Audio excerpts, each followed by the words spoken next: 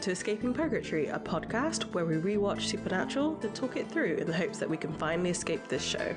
Join us each week, leave comments on upcoming episodes, and together we can escape Supernatural Purgatory. With friends again. Hi! It's me, Danny. I was on for the episode Bedtime Stories in season 3. Mm-hmm. And then on this season, I did It's the Great Pumpkin, Sam Winchester. That was good fun. That was a good episode. Yeah, that ruled. So yeah, we are back talking about season 4, episode 20, the Rapture, written by Jeremy Carver, which I would not have guessed that. There wasn't any gross Dean moments in this, but then again, there wasn't a lot of Sam or Dean in this episode. They were basically support characters. Yeah. It was a Misha loving episode, and Jeremy Carver, for all his faults, did seem to appreciate pretty Misha. That's true. That is true. Who was it that said, like, he's a tall drink of water? Was it Jeremy Carver? It might have been him. Yes. Yeah, it was. It was with the commentary on in the beginning. Yeah. Yeah. That is what he said. I forgot that he said that. So yeah, like all of us, Jeremy Carver has a thing for Misha Collins. I mean, yeah, exactly. How could you not? Especially like season 4 Misha Collins, who's like, I don't know, he's got that ethereal thing going on. Later on, he's a beefcake, which is also good. But the ethereal thing is very cool. I appreciate his, like, they must have been filming this when it was incredibly cold in Canada. Oh, so much. It's really obvious how cold they are in this episode. Like, they're trying so hard, and they're trying to be so brave about it, but they look like they're absolutely freezing. Yeah, because Misha the whole time has, like, a little red nose and, like, rosy cheeks. So, before we were recording, I was saying that this episode, it's actually shorter than usual. It's like about 3 minutes shorter. And we proposed that it was because of the fight scenes. They had to cut out a significant amount. Because poor old Misha, he didn't quite ever get that in his acting school. Couldn't they just had... Near the end of the episode, Dean gets wailed on by a demon. Couldn't they just had 3 more minutes of that? Yeah. Because we know they can do that. That's a good amount of the content of the show is Dean and Sam just getting beat up.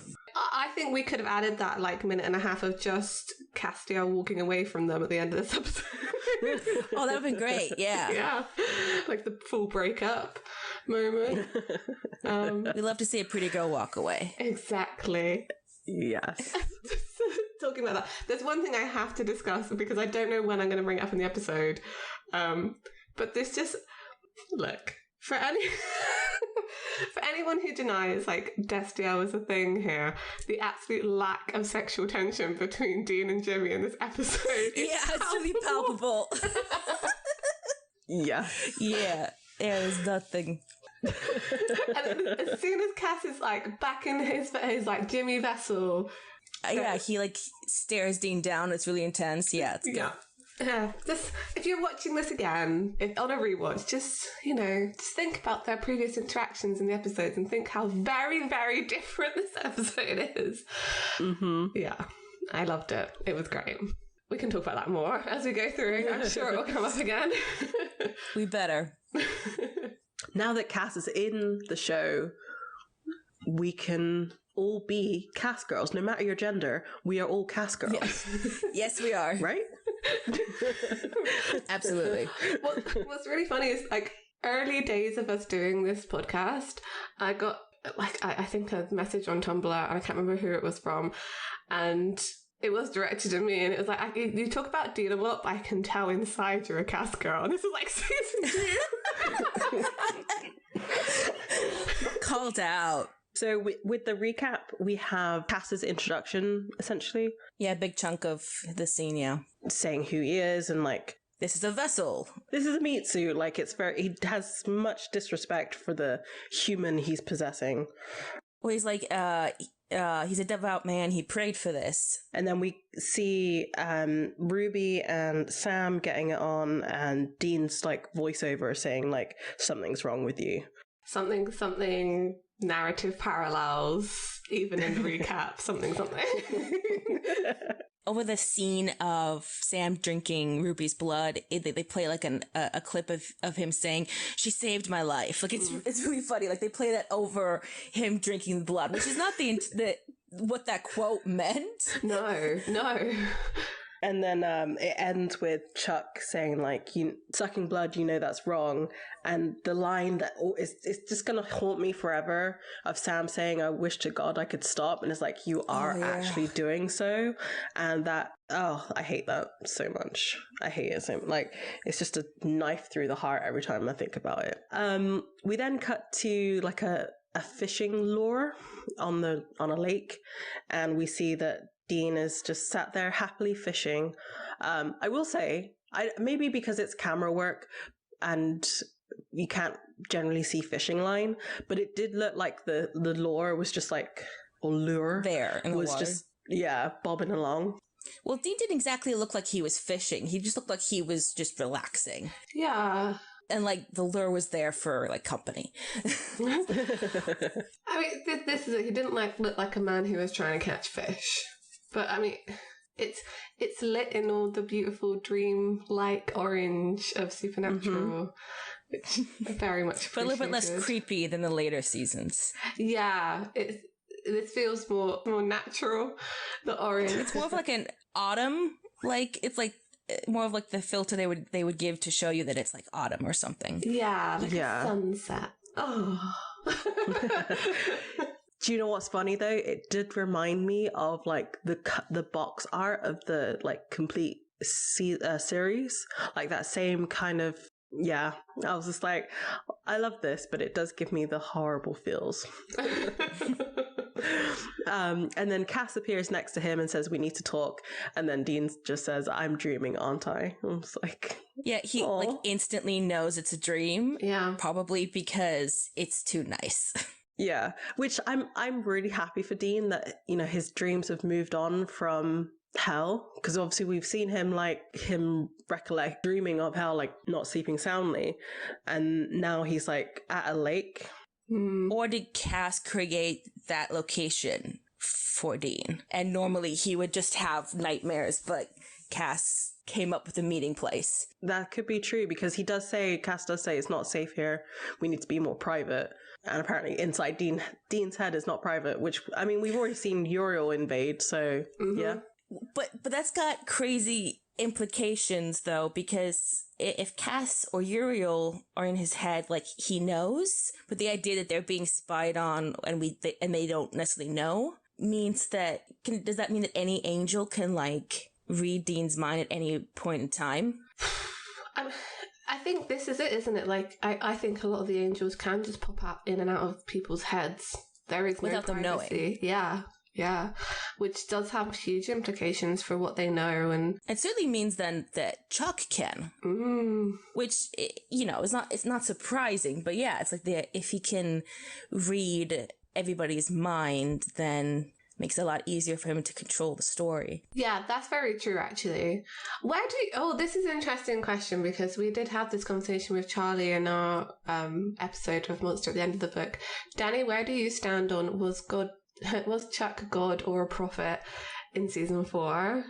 God. Right.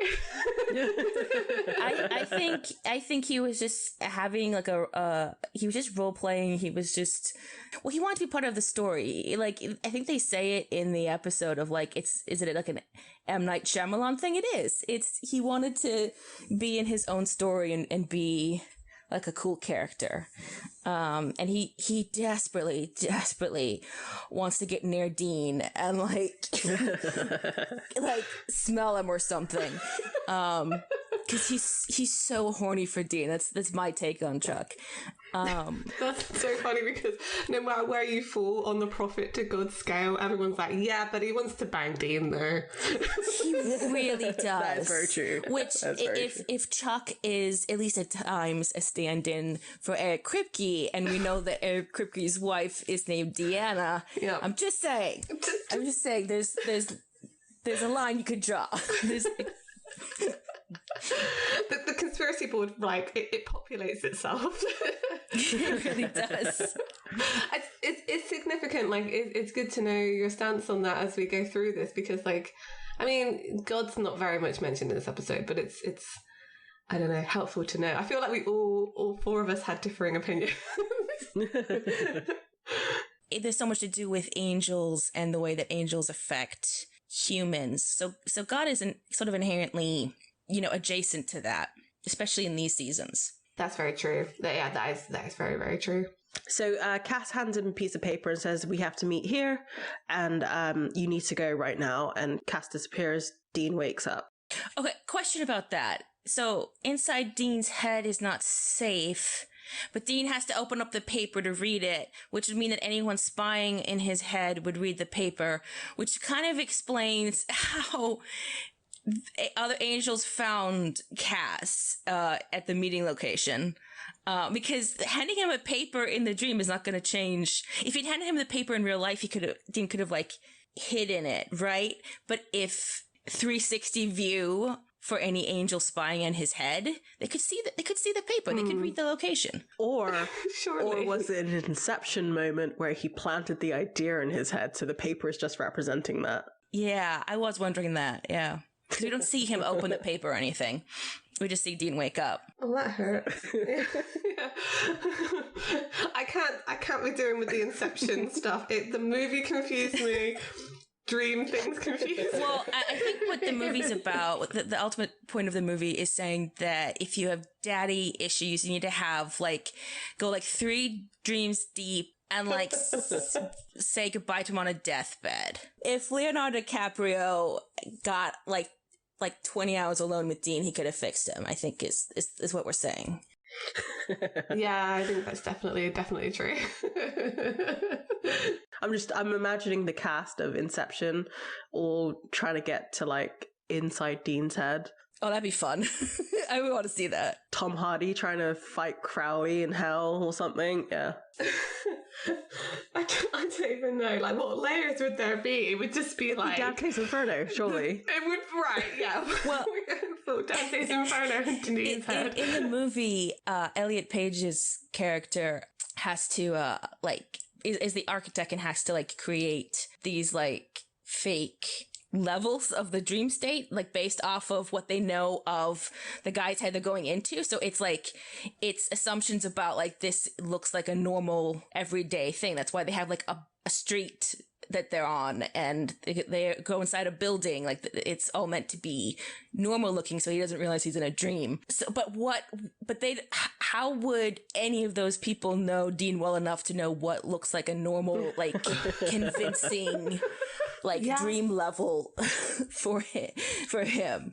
It wouldn't go well. It'd be Baby, motels, and Bobby's house, and that's pretty much it. Oh, a Vancouver forest. That's what it is. That's the last level. Ooh, is it purgatory or not? But the question is, what filter is coloring the Vancouver forest? Is it purgatory? It's not safe here. Someplace more private. More private. We're inside my head. Exactly. Someone could be listening. Sam and Dean end up in a warehouse, and they're walking around trying to find where Cass is. And so they notice that there's the symbol that banished the angels that Anna did back in Heaven and Hell. Heaven and Hell? Yeah, I want to say yeah. As they're looking around more, they see Cass on the floor, and Dean goes over to him and shakes him awake. But we know something's wrong because his voice is different. His voice is different, and he's saying, what's going on? He very much does not seem like Cass, because he's not. No. Cass, you okay? Castiel. Not Castiel. It's me. Who's me? Jimmy. My name's Jimmy. And then we get the title card. It's just oh, Cass is gone. Oh no, what are we going to do? I think this is true throughout this episode, that actually both Sam and Dean refer to Cass as Cass all the way through this, but obviously Jimmy and I think maybe Anna refer to him as Castiel. No, Anna definitely says Cass at one point. I remember it. Oh, does she? Yes. She's one of the ones that should call him Cass, as someone who wants him to be more, wants him to not be part of like the host, you know? It's really interesting who does and who doesn't call him Cass. I have found through watching this. I think even Uriel at one point called him Cass, which was real weird. Yeah, that's probably a mistake on the part of the writers.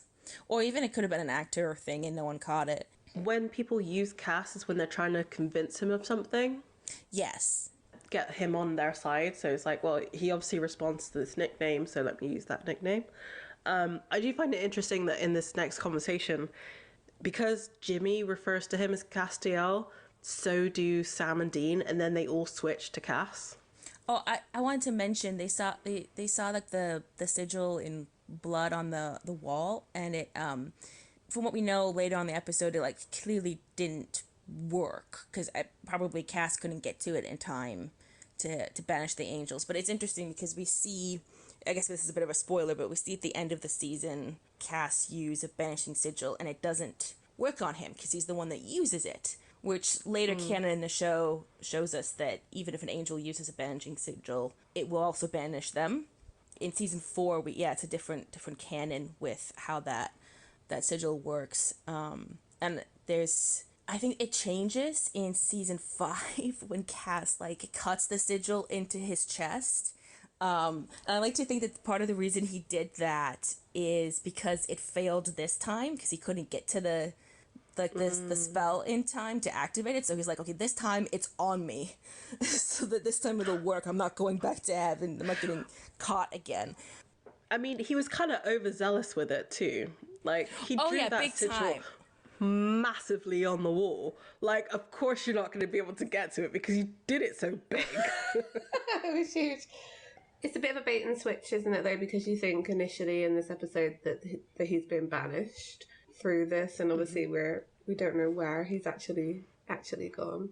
You know, I think you're right. Like, the fact that the law changes is really interesting because that is a plot point that definitely comes up. It's like, Cass can't do this because Cass will leave too. It's like they just decided one day that was going to be it now. So we cut to a motel room, and I really love this shot. I don't know, there's something really iconic about it. Of Jimmy sat at the table with the two of them. It's almost like Last Supper kind of thing. It's the lighting, I think. Whenever we see Jimmy sit down and eat in this episode, he's flanked by two people, whether it's like Sam and Dean or his wife and daughter. Yeah, it's made to look as him like the head of the table, but also like kind of isolated. I also read it as like, oh, when he's with his like wife, like with Amelia and Claire, it's like his family, but then you have Dean and Sam here are like Cass's pseudo family, so he's sat at the head of that table. I don't know, I'm just being sentimental about it. Well, but all like the shots of Jimmy in this scene, like eating in the motel, most of them on him cut out Sam and Dean. Yeah, that's true. And then if we're like on Sam and Dean, we'll get like part of, we'll get like Jimmy in the background or something. But like, I don't know, I noticed that a lot of the shots were like weirdly centered on him in a way that was almost a little too close, a little uncomfortable. Also, this is the first time we kind of, I guess, see Cass or his vessel without the trench coat. Mm-hmm. Yeah, super weird. Yeah, it's and eating. Yeah, it's like he's naked, no. I don't know if I've said this before, but my stance on Cass and him getting like undressed is because we see Cass like shirtless in later seasons, and every time I see Cass shirtless, to me that's just Misha. Like, it's like too jarring, so I just see Misha. However, if Cass takes off the trench coat or even like the jacket underneath and it's just like the shirt, that's Cass getting naked. That's my opinion. Right. Any further than that is just Misha undressing. It's so true. That's so true. I just don't believe it when it's more than that. I'm like, that's a Misha right there. I always thought maybe like the removal of the coat was almost like the symbolic of like shedding the angelness of him as well, because it's very much flappy wings, right, in the wind. Yeah. Well, it's also like business, right? It's like he's wearing the coat. It means that he's got work to do.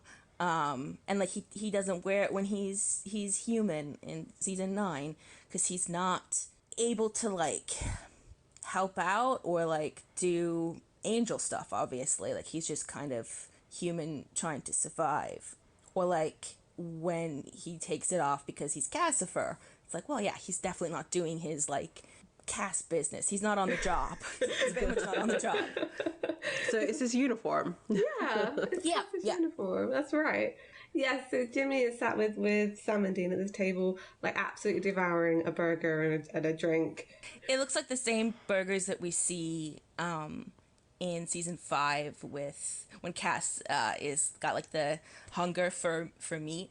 And both this episode and that episode I've noticed looks like a bad burger. It looks really boring.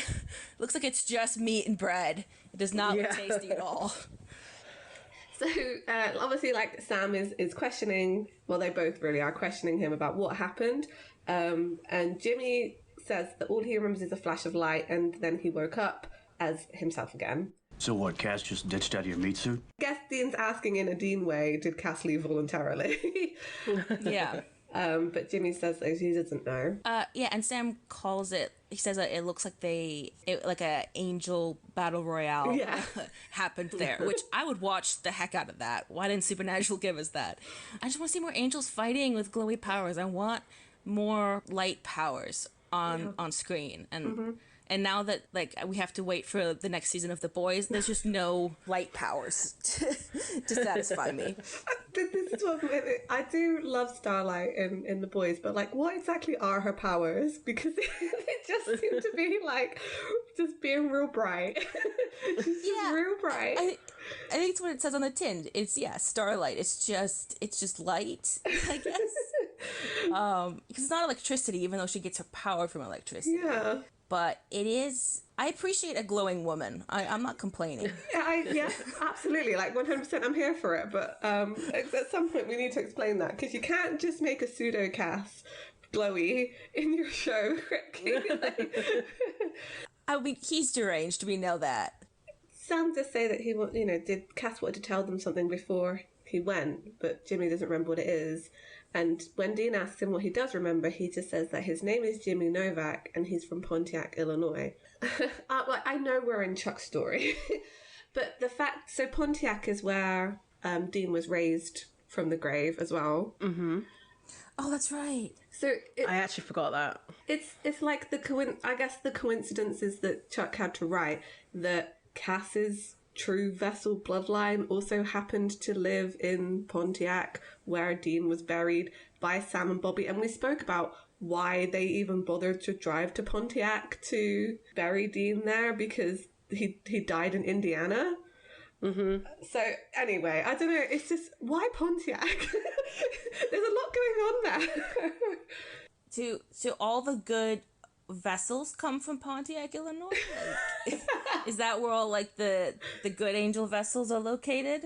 I guess so. They just raise them different in Pontiac.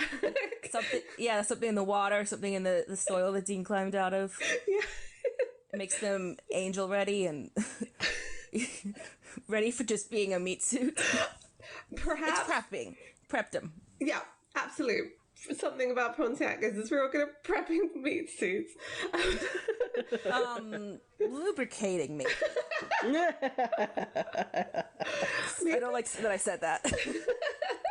There's also a line where they're asking him what he remembers, asking Jimmy what he remembers, and he says that he doesn't remember much because angel inside you, it's kind of like being chained to a comet. Oh, that didn't sound like much fun. Understatement. Which is such a great line. There's a lot of implications. First of all, angel inside you. Great stuff.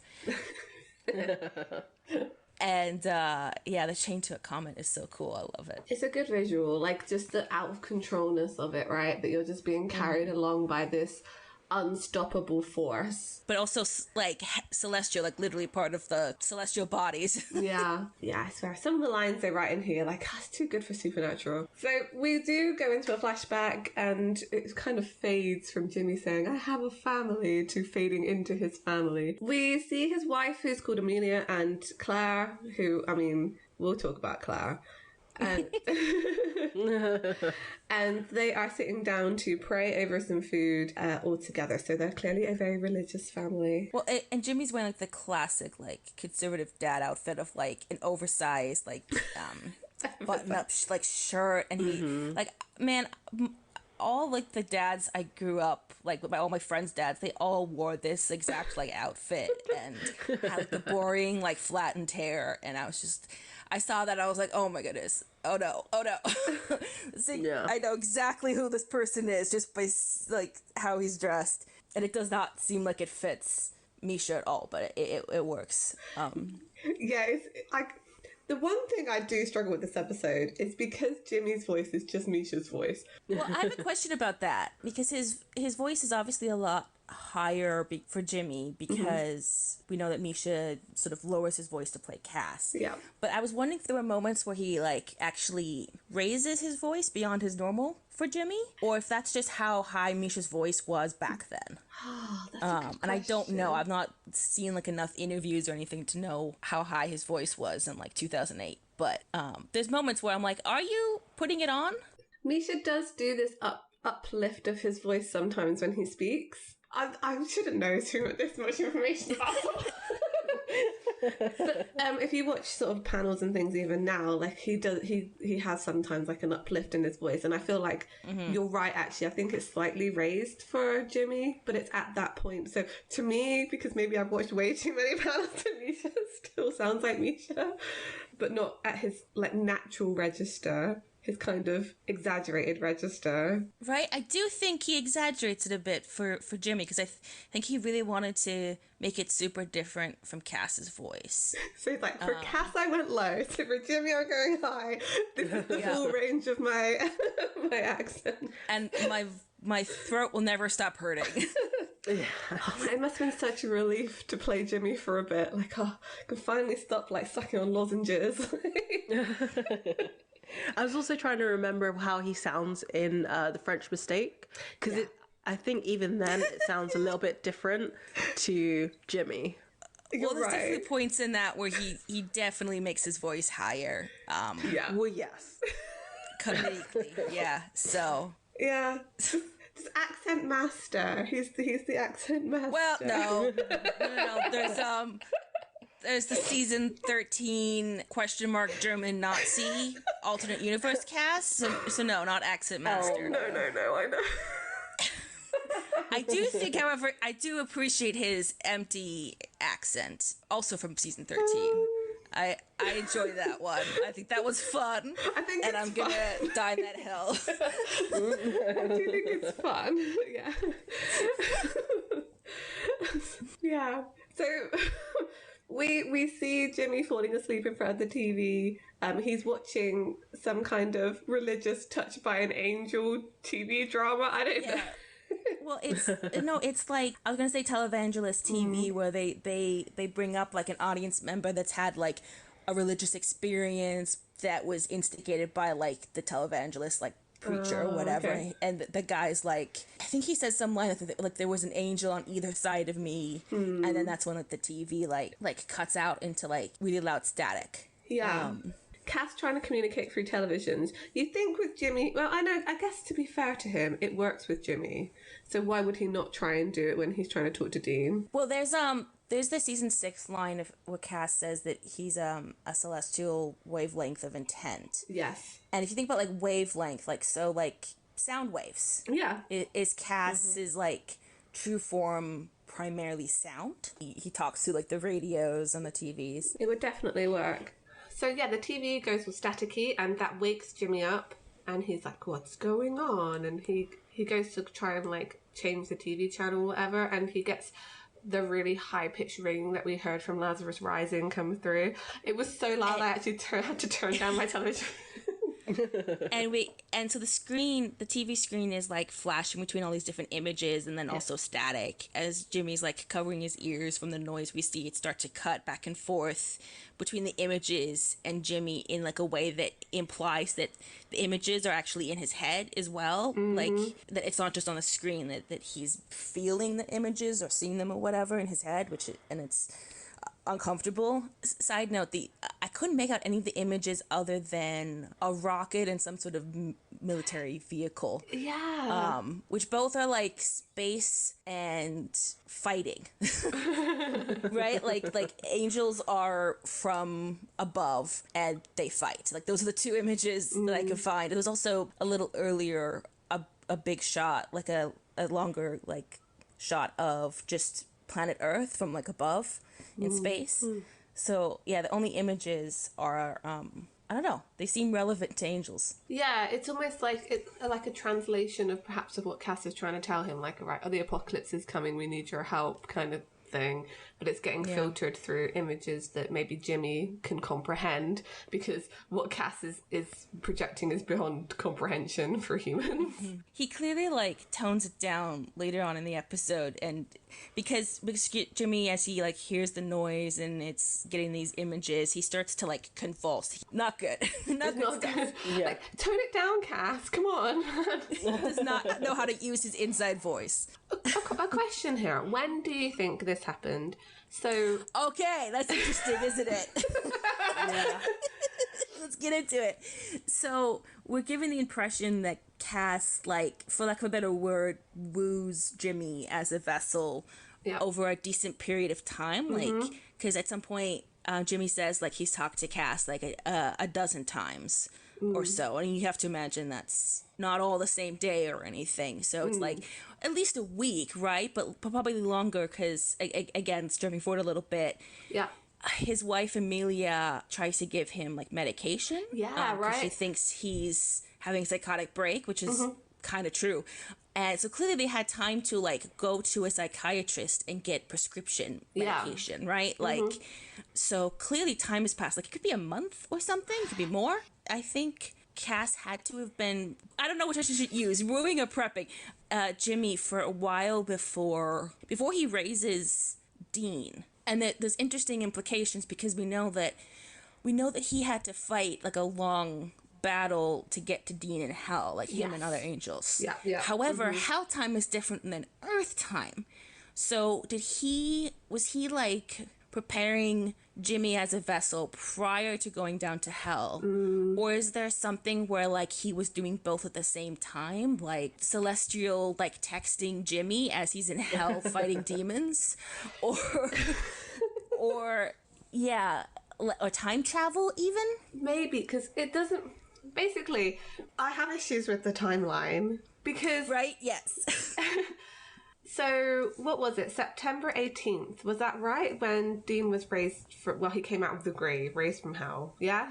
I think that's right. I think so. Yes. And they've said that Jimmy in this episode has been gone almost a year. So, it would be August? It's clearly, we see snow on the ground. That's not, it can't be not August. And also, we have had a Halloween episode, so we know it's past October. What I'm saying is, it doesn't line up.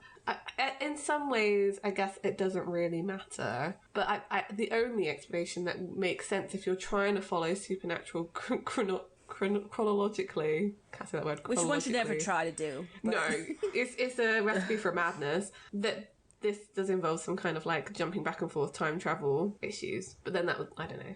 But basically, I want to point out the timeline doesn't make sense. And also, I think you're right. This looks to be like a month or two before. I don't think that Cass needed Jimmy to go to hell. That I don't think the angels need vessels to go there. I know we see the handprint, but the handprint, first of all, we don't know that true form angels don't have hands, because we know that they can have multiple heads of like animals. So why couldn't they have like hands as part of their true form?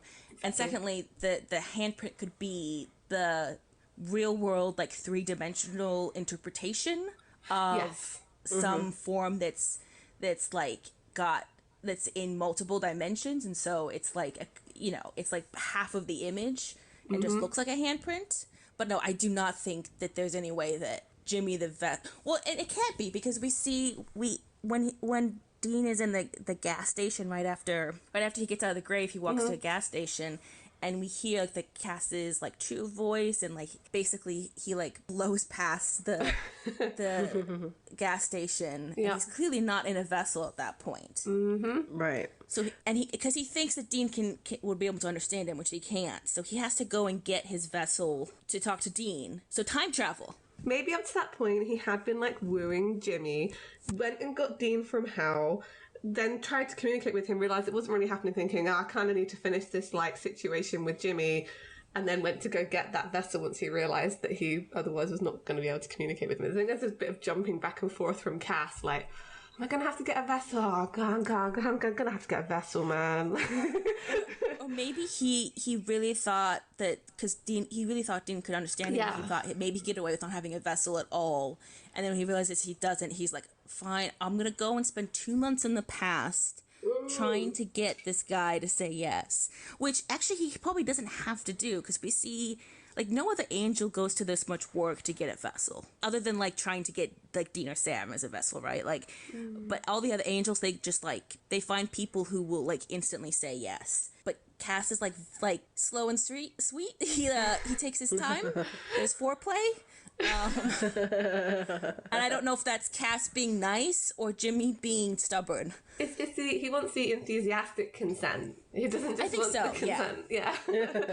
And arguably informed, and I think it's not informed, but I think he tries for it to be.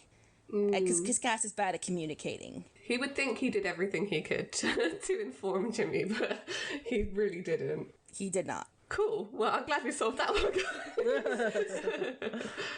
So we cut back from the flashback into the present day, and they're still at the motel. Sam and Dean are outside, and they're discussing what to do about Jimmy. Dean immediately wants to send him home. He's like, well, he has a family. We buy him a bus ticket. Let's go. And Sam is, as he has been in most of this season, a bit more ruthless and saying, you know, he's the only one who knows what happened. He's got information that we need. Dean doesn't even think he knows anything. Like, he just wants to send him on his way. I wonder if this is because Sam is equating angel possession with demon possession, and in that situation, which Sam has been possessed by a demon before, he remembered everything that occurred. So he's made, like, wow, Jimmy's just lying. How could he possibly not know? Right. Whereas we kind of do later on get that angel possession is different, and they don't necessarily remember everything that has happened. Well, and Sam also mentions, like, even if Jimmy doesn't know anything, they could maybe, like, contact a psychic and have them, you know, like, try to figure out Jimmy. Because they have a good track record with psychics, of course. They didn't get the last one killed or anything. Like, Sam's not entirely wrong that they need to, like, he's their only clue, but it is ruthless to, like, be like, he can't go back home to his family. Yeah. Again, like, Sam, it's just doing the whole, like, Dean's a bit more soft in this season towards, like, people with families, and Sam's like a ruthless demon boy. You're not doing yourselves any favors. I do think in a later season, Dean would have made the argument of, like, well, we gotta figure out we gotta use this person and figure out what's going on. Like, I'm surprised Dean isn't a little bit more pragmatic about it. Like, Jimmy could have gone home, but they could have, like, followed and, like, have a psychic meet them there or something, you know, like, it doesn't have to be either or. What it is the guilt that Dean is feeling, that he's been, like, kind of lusting over this guy for how many weeks now, and now he's actually met the vessel and realised he's just a conservative dad and been like, oh, damn, I've been having these impure thoughts. I better get him out back to his family and out of the way. There's actually a line where Dean's like, remember when our job was helping people, getting them back to their families? And I was thinking, maybe Dean has baggage about a dad leaving his family because of supernatural things. And maybe he wants the families to be reunited and not be separated. Is this why he has more of a connection with Claire? Well, yeah, Claire's Dean coded. Yeah, absolutely, 100%.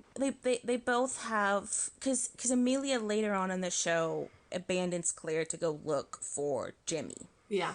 So Amelia's basically the John, like, allegory, actually. And and Jimmy's the one that made a deal with a supernatural creature that ends up like ruining his family's lives, aka Mary. Yeah. So yeah, they have the same life. Claire and Dean have the same life. Yeah, I mean, yeah. We'll talk more about Claire. I love that they brought her back in later seasons. I do. I love it so much. So Jimmy is obviously confronting them and saying, like, what do you mean I can't go home? Dean explains that it's, you know, because he's a target. Not necessarily because they need his information, but because he has a target on his back. And they're talking about, like, whether they want information from him about angels or whatever, but Jimmy just wants to go home. See, this is where I'm like, how much does Jimmy remember? Because he says here, I've been shot and stabbed and healed, and my body's been dragged all over the earth. By some miracle, I'm out, and I am done. So he remembers getting, like, stabbed, probably by Dean. He could have had like the physical memories of like pain or discomfort, but not necessarily cognitive memories of what Cass, the angel, was thinking. Like those are two different things, right? Like to understand angel thoughts and have like be able to keep track of like angel communication or something. That's very true, actually. Yeah, I don't think Jimmy is lying in this. I really genuinely don't think that he knows what happened. Do you think like his vessel gets sort of like suspended in space, I don't know, something, while Castiel the angel goes to like heaven, so like his physical body can't actually get into heaven? We almost see that actually when later on we find out what Naomi's been doing and we see Cass kind of getting like pulled out and pulled back in again. He kind of like has these, I mean Jimmy's not there anymore, but like kind of has these moments where he's just like frozen almost, but it's like split, it's such split second, like time doesn't actually pass on Earth. What we see in season 6 that I'm pretty sure we see that Cass can like not necessarily freeze time, but like like there could be stuff going on that happens, like complex stuff that going on that can happen in like a millisecond. But I have an answer for the vessel in heaven thing, because the vessel has to go to heaven. I mean, it's complicated because Cass is a unique situation at that point, because Jimmy's no longer in the vessel and the body is basically Cass's. But Cass is made human in heaven because Metatron steals his grace. And so clearly the vessel is there, like because he's then physically like flesh and blood in heaven at that point. At least that version of the vessel is in heaven. Why are we getting so into this? I'm sorry. I think there's two things that can happen here. I think you're right. I do think that sometimes Cass goes to heaven in his vessel once Jimmy isn't there anymore, because we see him go to the portals and stuff, yada, yada, yada. I also think that it's possible for them to go back to heaven without their vessel in that like short split of time. But when we see that happen, it's almost like a projection. So we just see them in their vessel form because that's how they would expect it to be seen. Yeah, exactly. I don't know. So all of that comes back to the fact that Jimmy might not know anything because Cass has actually left him while he gets the information from heaven. Yeah, that's true. And I think it happens in like no time. Anyway, deep in the meta angel analysis here. Always. I enjoy it though. It's good. Yes. Sam wants Jimmy to stay with them and says that they are the safest place, which debatable. And Jimmy asks for the first time in this episode how long, and he repeats this a few times. And Sam just says we'll cross that bridge when we get to it. Which Jimmy knows is bullshit. He knows, right? Because he leaves. He's like, bye, I'm off. Well, and Jimmy has like no patience or like appreciation of the two of them, understandably so. But it's so different from Cass, who does almost Cass is a bit reverent towards them at times, and certainly affectionate from at least an angel standpoint in this season. Versus Jimmy wants nothing to do with him. He is not impressed. These two lumberjacks are getting between me and my family, and I do not want to answer the questions, and I do not want to be here. He does not care about Sam and Dean. He does not have the derangement syndrome. He is immune to the charm. Very much so. It's funny to see that never happens. So basically Sam stops him and is like, no, you're staying here, and he's keeping Jimmy as a prisoner. I mean, Sam says it's a harsh way to put it, but it's true. Yeah. So later on we get this very cute shot of a sleeping Jimmy, like snuggled in his blankies. Side sleeper. Yep. We also get like a pan over shot to Dean, who's not under the covers at all. He's just got like his jacket on top of him. He's ready to go, soldier mode, boots still on. My favorite thing, particularly about earlier seasons, Dean, is that he often, whenever he's like in bed, whether it's like a jacket or a blanket covering him, it's always like snuggled up and like perfectly covering his chest in a way that's like very like trans mask of him, of just like got like, I don't know, even if he's got clothes on, he's always just like got his chest covered in bed. It's really weird. It's something you normally see of like women in shows. Yeah, I've definitely clocked that before. Like, he's very no nips on screen.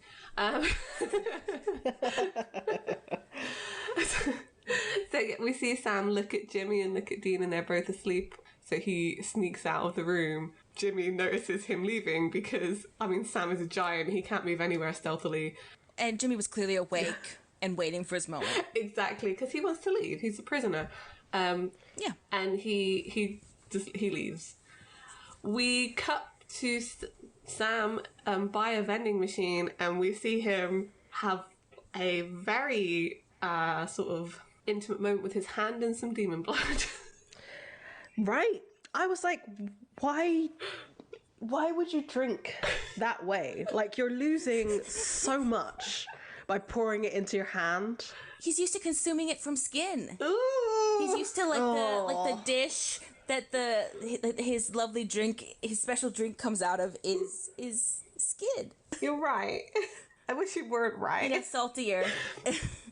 Maybe, it's like the flavoring, right? Like, you got everything tastes better with a bit of salt. Yeah, it does, doesn't it? And the blood is kept in like a kind of fancy flask. Yeah. More proves the fact that he did not need to put it onto his hands. Like, he's got a very easy way of keeping it secret, and like, he's a Winchester with a flask, and you could just drink it at any point in time. Yeah. Yes. And he can't drink it in like the bathroom in like the motel room with Dean and Jimmy. Why do you have to go outside? Which seems like he'd be easier for him to be seen by at least somebody if he's outside in the open versus in like a locked bathroom, just like drinking from a flask. But he can't be in the same room, like the same like location as Dean and drinking the blood, I think. I think it's shame. It's a shame thing. Can you imagine seeing someone of like Sam's stature by a vending machine licking his hand? And it's in a really weird way. It's not like, it's like very conspicuous. It's like how you eat Pop Rocks. You're right. You are right. I know. We all know it's for TV, right? Right. Yeah. That's the only reason why it's done this way. But the more you think about it, the more I find it really annoying that it's this way that it's been done. It's silly. If he really wants the power from it, you would drink directly from it, because you're, like I said, you're losing some of it because it's just gonna like run off your hand and stuff. Okay, to be fair to Sam and maybe the writers, I don't feel good saying that, but part of the problem is that the flask is like empty, right? So he does the thing where he does the thing where he like, you bang like the mostly empty container against your hand to get extra out. Ketchup bottle, right? Yeah. Which then puts the blood on the hand, right? Yeah. Because he's got so little left that he's got to like shake it out. I just had a terrible thought. He's used to drinking it directly from like Ruby's skin, right? Right. But in a flask, doesn't it like congeal and get like... It's not going to be a liquid. Does he get like some sort of like thinner that he puts, like he mixes in with it? Well, maybe that's why it's ornate. Like maybe it's a magic flask. Yeah. Stops it from congealing. But it shouldn't be liquidy. It should be like gross and congealed. It should, yeah. When they take blood, you can like put it in a... I'm getting way too into this. You can, if you keep it at body temperature and you keep it moving, it won't congeal. So maybe by keeping it close to him and jumping up and down every night. Keeping it close to his breast, And the suspension in the Impala is just enough that it shakes him enough. Yeah, that's true. That's a good point. That's a very good point. When you start to really break down like blood in the flask, it starts to fall apart. Yeah. Which is probably a good thing. I feel like it shouldn't be easy to just carry blood with you to for any drinking reason. That's not good. We shouldn't have that be an easy thing. You're right. It's not good. So it's the next morning, and Sam is packing up the duffel bag, and Dean's just like casually brushing his teeth. And like chuckling. Yes, he is actually having the time of his life that Sam messed up so badly. Dean doesn't really care because his whole objective was to just let him go in the first place anyways. But they're still gonna go after Jimmy anyway. I guess because they want to make sure he gets home okay, right? They're still protective because there is the possibility that people are going to go after him. They know that for sure. So they don't really want him like sneaking off just in case something happens. Also, like, he is a lead. Like, you don't know how he's involved in the whole apocalypse stuff. Like, what happened to Cass? Why are the angels fighting? Like, all of this. There's answers here that they don't have that may be important. That they seem pretty important. Because they know he's a viable vessel for an angel and possibly for Cass to come back into. Like, he's the closest thing they have to contact with Cass. Just that's all they've got right now. Sorry, this is funny to you? Mr. Big Bad Prison Guard Jimmy McMook gives you the slip? Yeah, it's pretty funny. What are you doing anyway? I was getting a Coke. Was it a refreshing Coke? Like, the way that they enunciate Coke in this, I don't know, it just made me laugh. And Dean's got a mouth full of like toothpaste as he says it. It's great. It's good stuff. And Sam's like, can we go? We need to catch up with this guy. It's like, well, Jimmy's on a bus. I'm pretty sure you guys can catch up to a bus, even if it's like several hours later. Also, Sam being like Kurt here, at this point he's in withdrawal. I think it's worth mentioning he's withdrawal from like the lack of blood, and he doesn't look good, and like over the course of this episode he starts looking worse and worse. Yeah, there's some details in this that I really appreciate from Jared that he chose to do. So we cut to Jimmy on the bus and he's looking out the window, and then it does a flashback. We get the famous arm spaghetti scene. Yeah, I think I wrote it on my notes. Pasta time. Yes. Yeah. So Jimmy's like listening to static and his arm is in the boiling water. Amelia walks in and like drops her groceries all over the floor and asking, what are you doing? And he's like, oh, I'm okay. Look, see, I'm fine. Castiel told me to do it. He said my wrist wasn't limp enough. I had to make the joke. It's my favorite. And then Amelia asks, who's Castiel and why does he want a lip wrist man? Yes, exactly.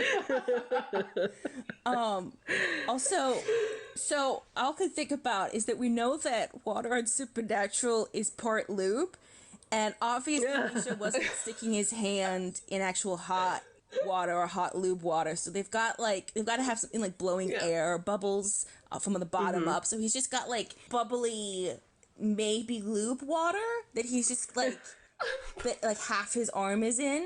And that's really fun for me. I like picturing that. I that is fun. I agree with you. Right? That is super fun. That's also a very good convention question, which is, Misha, the pot. Was it mostly lube water, or did they just manage to show that one on camera? But I hope it was part lube. I really hope so. Me too. That's what I said, though. I said that he needed Cass needed time to lube up to lube up the vessel. I said it. You were right. You were so right. Oh, it's so dumb. And then we get to my favorite part of this entire episode. One of my favorite moments, yeah, for sure. Because Sam and Dean are driving along and Anna just appears in the back seat and says, hey guys. And just like Dean's yell and like swerving. Hey guys. Smooth. You ever try calling ahead? I like the element of surprise. it hit me right in the funny. Yeah, it hit me right in the funny bone. I don't know. It made me chuckle. Like, I went back and watched it twice because it made me laugh so much. Well, and she teleports into the car like it's silent in there. I think I wrote down like it's clearly the brooding man car at that point, and that's the point of the day they're in, and so she just like teleports in the midst of their like grumpiness and just like, hi guys, and nearly kills them. It's great. It's such a cast move as well. You can see when their two characters kind of started to align, because I know you know, that Anna was supposed to originally have Cass's storyline, but that he does that. This happens a few times throughout the series of Cass just like coming into their backseat. In general, him teleporting and surprising them is very fun. It's very funny. I like that he maybe learned it from Anna. Yeah. I think that's sweet. I hope so, yeah. Dean looks back over to Anna and tells her that she looks fantastic. Anna points out that it's not really the appropriate time to be like hitting on her, but there you go. Well, the way Dean said it didn't actually sound like he was hitting on her. I thought it was maybe more of a reference to the fact that the last time he saw her, she kind of exploded. Oh, there is that too. Does he know she's wait? Does he know she's alive? He didn't see her in on the head of a pin, right? No. I don't think so. I don't think so. He might have been told that that's who killed. Yeah, because Cass told him about Sam killing Alistair because he completely like. So maybe he mentioned Anna was too. I will be with Annabelle here. I took it as flirting too, just because of the look on Dean's face. He's like, he does his, haha, I'm very pleased with myself smile when he. But yeah, you're right. I think the very last time was the explodey time. Okay, never mind. She looks over to Sam and says, you seem different. And Sam tries to play it off and being like, oh, it's the hair, right? And Anna's like, yeah, that's not what I'm talking about. I'm talking about your inside, Sam. I have issue with this because she notices that something's off and like she can sense it, but it doesn't seem like Cass can or necessarily other angels can sense it in the same way. And that's weird to me. I think it's at this point that Sam has consumed so much demon blood. That it's really noticeable? Yes. I guess, even though he's in withdrawal at this point. And also, Anna hasn't seen them, right, in person, presumably. Yeah, so it might be a really big shock with Cass as being like gradual, so he might not have seen it as drastically. Okay, yeah. I can't believe Dean doesn't comment on it. Like, you think he would notice that his little brother looks like death. Right. He looks bad. He's got he looks really gaunt, like his bags under his eyes. And also, the other angels have always referred to Sam as, the boy with the demon blood, so I wonder if they just don't clock the levels that are going up or down. I agree with you, though. I feel like there should have been a moment almost where Cass is like a double take at Sam or something. Yeah. But then I guess there kind of is. Sam outs himself in this episode. It's a blood freak. My precious little blood freak. Yeah. So I feel like Cass already went through those stages of grief, maybe before he left them. So Anna is there to tell them that Cass has been taken back home. Dean thinks that's a good thing because, heaven's supposed to be good. Right? But Anna actually tells him, no, it's actually very bad, painfully, awfully bad. So we know as rewatchers that at this moment, he's getting his mind wiped. Not exactly. So because of what Cass says at the end of the episode, he says that he learned his lesson while he was away. So he was clearly punished and told, like, not to do this kind of stuff and to follow orders. Like, he clearly has memories of disobeying and then being told that he has to obey and being coerced, right? Because he says he learned, it's not like he gets brainwashed and he forgets that he ever disobeyed in the first place, which we see that later on in the show. We're told that he gets brainwashed and completely mind wiped and he has no idea that he ever disobeyed. But in this instance, he clearly knows he disobeyed and that was wrong, and he gets tortured into obeying again. It's more of a re-education. Yeah. I think. I think with Cass, and this is how I've always read it with the stuff with Naomi, is that they started off on this level of like re-education for Cass, where maybe they didn't have to completely mind wipe him, but over time they had to up the levels of that because it wasn't working anymore. Well, and also in this instance, Cass's punishment isn't just for him, it's for Dean, right? Because we know part of the thing in this season is that the angels and maybe Chuck, who's to say, want Dean to like submit and like work with them and obey them, and that's part of like the thing at the end of the season, and obviously going into season 5. And so seeing like the consequences of what happens to an angel when they disobey and they don't play ball, right? Like it's a warning to Dean, right? Yeah, pretty much. You know, like step in line. Otherwise, this is what's going to happen. And also, to you. don't try and like convert. Like, don't try and like get sympathy from other angels, because this is what because you're responsible now. Like this is what you've done to them. I mean, up until this point, they were becoming almost friends, right? There's the level of trust that was being laid down there that gets kind of taken away at the end of this episode. Dean then informs Anna that Cass had something to tell him, and it was something important, clearly hoping that Anna would know, but she doesn't know.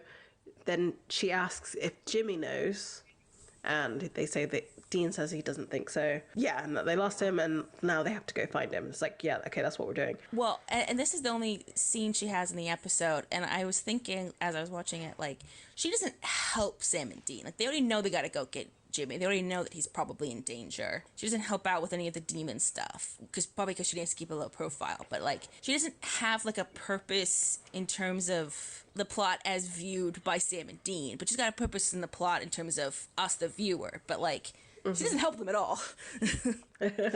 All she does is confirm to them that like Cass is alive, right? Yeah. But they don't even seem that worried about it, right? Yeah, it's just weird. And we cut to Jimmy, and he's approaching the house on clearly a very cold day because there's snow on the ground. And he sees Claire through the window, and she's working on her homework. And we then see Amelia walk in. It then does a flashback, and it's Amelia and Jimmy, and they're talking about Jimmy taking medication. Jimmy's trying to explain to Amelia that like he's been chosen by an angel to do God's work. But he chose me. Castiel the angel. He's spoken to me now, Ames, a dozen times. Hey, you believe in God, don't you? And she says yes, of course. And then, and angels. And, you know, we find out Jimmy's basically a salesman. Yeah, which explains the code. Yeah, it does. Want to buy some watches? Yeah. But yeah, she says that you sell radio ad time. Yeah. Mm-hmm. It's like, why would the angels talk to you? Just brutal. Rude.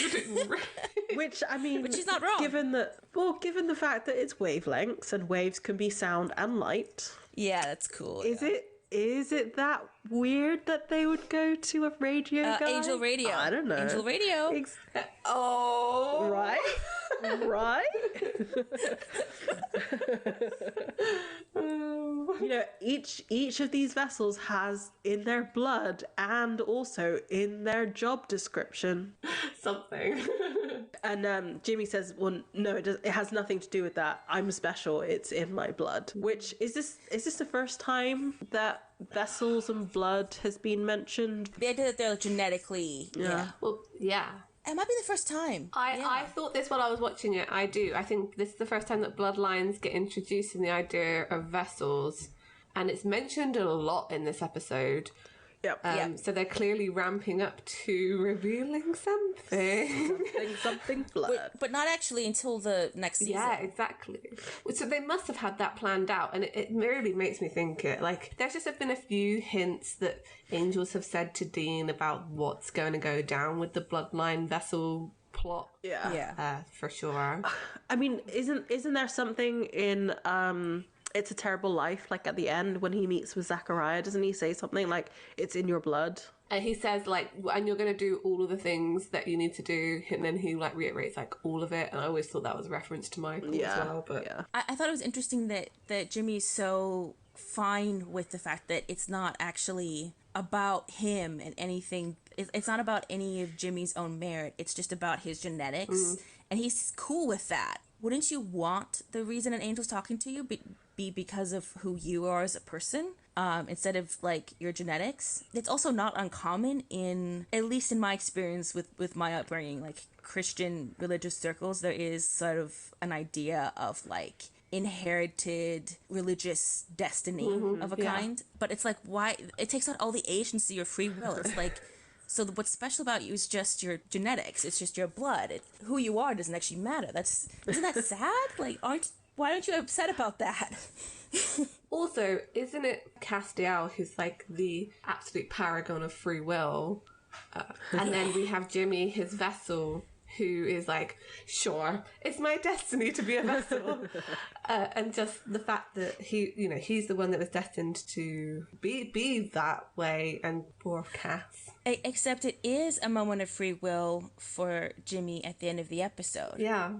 Because, for anyone that knows the show, obviously Cass gets this vessel back. And Jimmy says yes the second time.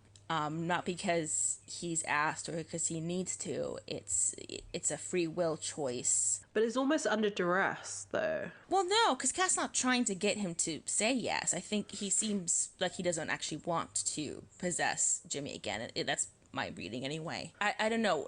Jimmy makes a sacrifice to become Cass's vessel again, and that is his own merit. That is Jimmy as a person protecting his daughter and being a good person as opposed to a blood thing, Because it doesn't have to be Jimmy at that point, but he chooses for it to be. It's like a meshing of him and Cass at that point, because ultimately what Jimmy's doing is sacrificing himself for family, and that's what Cass does over and over again. Yeah. Well, and the Winchesters too. Yeah. That's what the good free will people on the show do. Is they love people and they try to take care of them. That's what a good person does. Yeah, that's very true. Unlike Chuck, who's a bad person who is obsessed with people, doesn't love them, obsessed with people, and tries to hurt them. Yeah. He's an unfamily man. Yep. Exactly. Amelia questions, what does it mean to be in your blood? Jimmy's like, he doesn't say, but it's, God chose me for a higher purpose. This is why you have to be careful with what you listen to, people. Yeah. Well, he's also like, it's not my place to question God, and that makes me so upset. It's like, no, it is. You have to question faith and religion, otherwise you get like duped or indoctrinated or brainwashed, or it's like, even on like a less severe level than like religious radicalization, less severe than that could be like people that get like duped by like televangelists for like to give them all your money. Like, you have to question these things, otherwise like it's not going to go well for you. It doesn't. It never goes well. And it is really interesting in that where he says, it's not my place to question. He also says it's the most important thing that ever happened to me. And Amelia questions that, rightly so, because she says, I thought we were the most important, as in her family. It's the religious man that says, no, my human family is not as important as my God, which is just, it feels wrong. As faith, yeah. I think I wrote in my notes that like he's so far gone at this point. Like there's not like, once you're at that point where it's like you don't care about your family anymore. Like the faith and like the belief in like a religious destiny is more important to you than your family. It's like, oh man, that's really far gone. Yeah, exactly. Jimmy's character development in this one episode alone. I know we're getting pushed back a year behind for this kind of. We're doing flashback development, but still, like, going from this saying my family is not as important as God and the mission of God, to then like actually putting his family above everything, and also more or less losing his faith. Like he knows that God and angels exist, after getting possessed, but like he doesn't have faith, or like like it's like there's knowledge, but like like there's no personal element to the knowledge. There's no faith. There's just the knowledge that it's all real and that it sucks. Which isn't that endemic to the show. Well, he is based. His look is based on John Constantine, and that is very much one of the lines that he says. I think it's one from the Keanu Reeves version of that. When they ask if he has faith, and he's like, well, there's a difference between faith and knowing. If you know this stuff and you know they're dicks, then why should you have faith in them? Right. Yeah, there's no fun there. Yeah. Jimmy says God will provide. Will he though? No, he will not. Amelia says, like, you're scaring me, which, fair. Yes. Yeah. There's faith, and then there's like radical faith, and this is radical faith right now that Jimmy's on. And I would argue delusional faith in the sense of like, this is not a rational way to approach life. Like, God will provide. Like, no, you need to like look out for yourself and other people. Like, you can't expect God to make sure you eat and never actually like, work or go shopping for groceries yourself, right? Like, it's not you've got to take control of your own life. You've got to use some like agency. Like, you can believe God's gonna help you, but like, you do have to like go and get your own groceries. And, as like a metaphor, you do need to go and do the things, the basic like things for your life. Then Amelia threatens Jimmy by saying, if you don't take your pills, I'm going to take Claire to my mother's in the morning, and goes outside. He puts on the trench coat. He puts on the trench coat. Asks, if I want to help you, but I'm going to lose my family, talk to me. What do you want from me? And then he lights up. Yeah, Cass's light is like above him. It kind of almost looks like what you see with like the alien invasion, or like a helicopter light like above, but like way more beautiful. Like, I'm not gonna lie, all of like Cass's like light in this episode I think is really stunning. I agree. Yeah. And as he is praying to him, I did notice as well, because initially he has the suit and the tie and the trench coat on. It seems like he's nervous, and he loosens his tie slightly, like giving Cass that kind of slightly disheveled look that he keeps. I just love that detail so much. I think, isn't it once he says, I thought it was once he says yes, then he loosens the tie. Oh yeah, I think you're right. But I could be wrong. No, I think you're right. That's so interesting to me, of like, is it so that Cass can fit better? It's like making sure Cass doesn't like, what if Cass is like a little bit too big for the tie? Like, was that the reason? Like, I don't know. It's like a weird thing. Like, I understand it's just like to explain why Cass always has like a messed up tie. But what's Jimmy's reasoning? Well, so the way that I see it, like, in my mind, Grace is always going to be like just below the Adam's apple, right? So if that's where the tie is, maybe it's just uncomfortable to have it so tight where his Grace is. So he has to undo it so he can like breathe, essentially. I love that. That's a great idea. Cass is expansive. Do we see other angels? Yeah, we see other angels that have ties that are like a lot closer, and it's like they're wearing like choke collars. It's like they're choking themselves because they're not free. It's like Cass is like the version of like going braless. He like loosens the tie and he doesn't have to like be restrained and proper. Yeah, exactly. I like that a lot. Yeah, he's not on like heaven's leash. I love it. No, yes. So Jimmy's obviously in communication with Cass, and he says, yes, I understand. Promise my family will be okay and I'll do it. And then there's a pause, and then he says, then yes.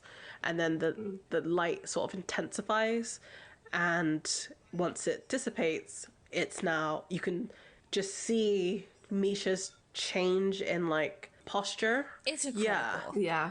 Misha does such a great job in this episode. Like, Jimmy is so clearly not Cass in such a intense, like, obvious way of just like, you don't see Cass. Right. Like, Jimmy is so clearly a different person. And then now when he gets possessed, it's like, oh, there's Cass. There's my best friend Cass. Like, instantly. He does such a good job. Yeah. But it is interesting when he first, like, possesses Jimmy. It looks like Cass, but it's also like, the way I thought about it was like, it's almost like when you get like a new like pair of shoes and they're stiff and you need to break them in, because he's in the body, but he's not like fully like using his like facial muscles and everything. Like, it's Cass, but like it looks like he's not fully like connected with the body yet, and we kind of see him, like slowly move his head and stuff like that, of like looks at his hand at like really slowly, and it's like he's like slowly connecting to this new body. Yeah, I mean, I liked it. It's a very Cass movement to look at his hands when he regains his vessel. He does it a lot during the seasons. You see every time he comes back, he kind of almost checks out his hands first, which it makes sense. It's the kind of easiest part of your body to bring in front of your face and look at. But here, I love it because it's so, he looks so alien almost. Yes. Like you said, with the UFO light and then the head tilt. It's very X-Files. Definitely. So as this is happening, like as Cass is like adjusting to his body, we see front door open and Claire walks out, and she asks after him, and Cass turns around very, very confused and does the head tilt. An extremely exaggerated head tilt compared to like Cass normally, which again is like his first head tilt, at least in his body, and I like how it's in a more exaggerated version, and then once he gets more comfortable in his body, it doesn't have to be this stilted thing as much.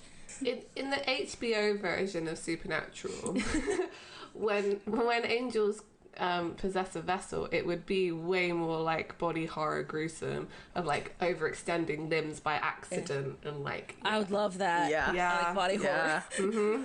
Like all of the like dislocated shoulders, elbows, and arms. Yeah. Yeah, you know, like when he tilted his head because he doesn't realize how far it can go, just it going like way too far. Like an angelic version of like a werewolf transformation kind of stuff, of just like the bones like shifting and cracking, and I think so, and just not knowing the limits of the vessel, right? So just massively breaking it by I don't know. I want that HBO Supernatural, god damn it. Me too. And then Cass rights his head and says, I am not your father. The devastation that he just caused by saying that. Yeah. I think it's actually Cass trying to be nice. Like he's trying to not deceive her. He's like trying to let her know, like, no, you got the wrong person, like wrong phone number. But of course it just comes across as very cruel. It's really rough. She's just a kid, and it's just it's her dad being like, I'm not your dad, and I'm leaving. It's like, what? It's gonna mess you up so much. And it explains a lot of like Claire's character when she comes back. Just so much.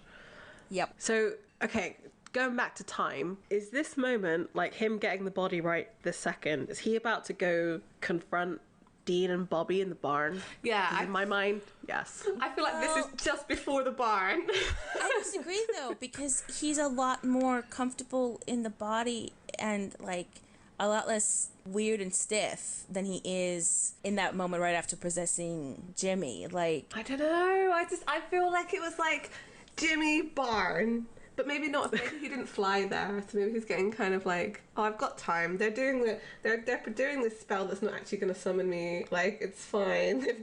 I've got time to get to the barn. Yeah. I don't know. Like I said, with like the breaking in the shoes metaphor, you kind of need to like go on like a long walk to like get out all the stiffness. Yeah. I think we talked about this in Lazarus Rising too. I saw a great fan theory that is my favourite, because there's like a big banging and crashing before he walks into the barn. So it would fit with the like, he's not quite used to his body, so he just kind of fell on the roof and like rolled off and then came through the door because he wasn't quite used to flying in a vessel. Oh yeah, that would be amazing. Because we go from Pamela, where he's definitely not got a vessel yet, and then how long is that between? We don't know that.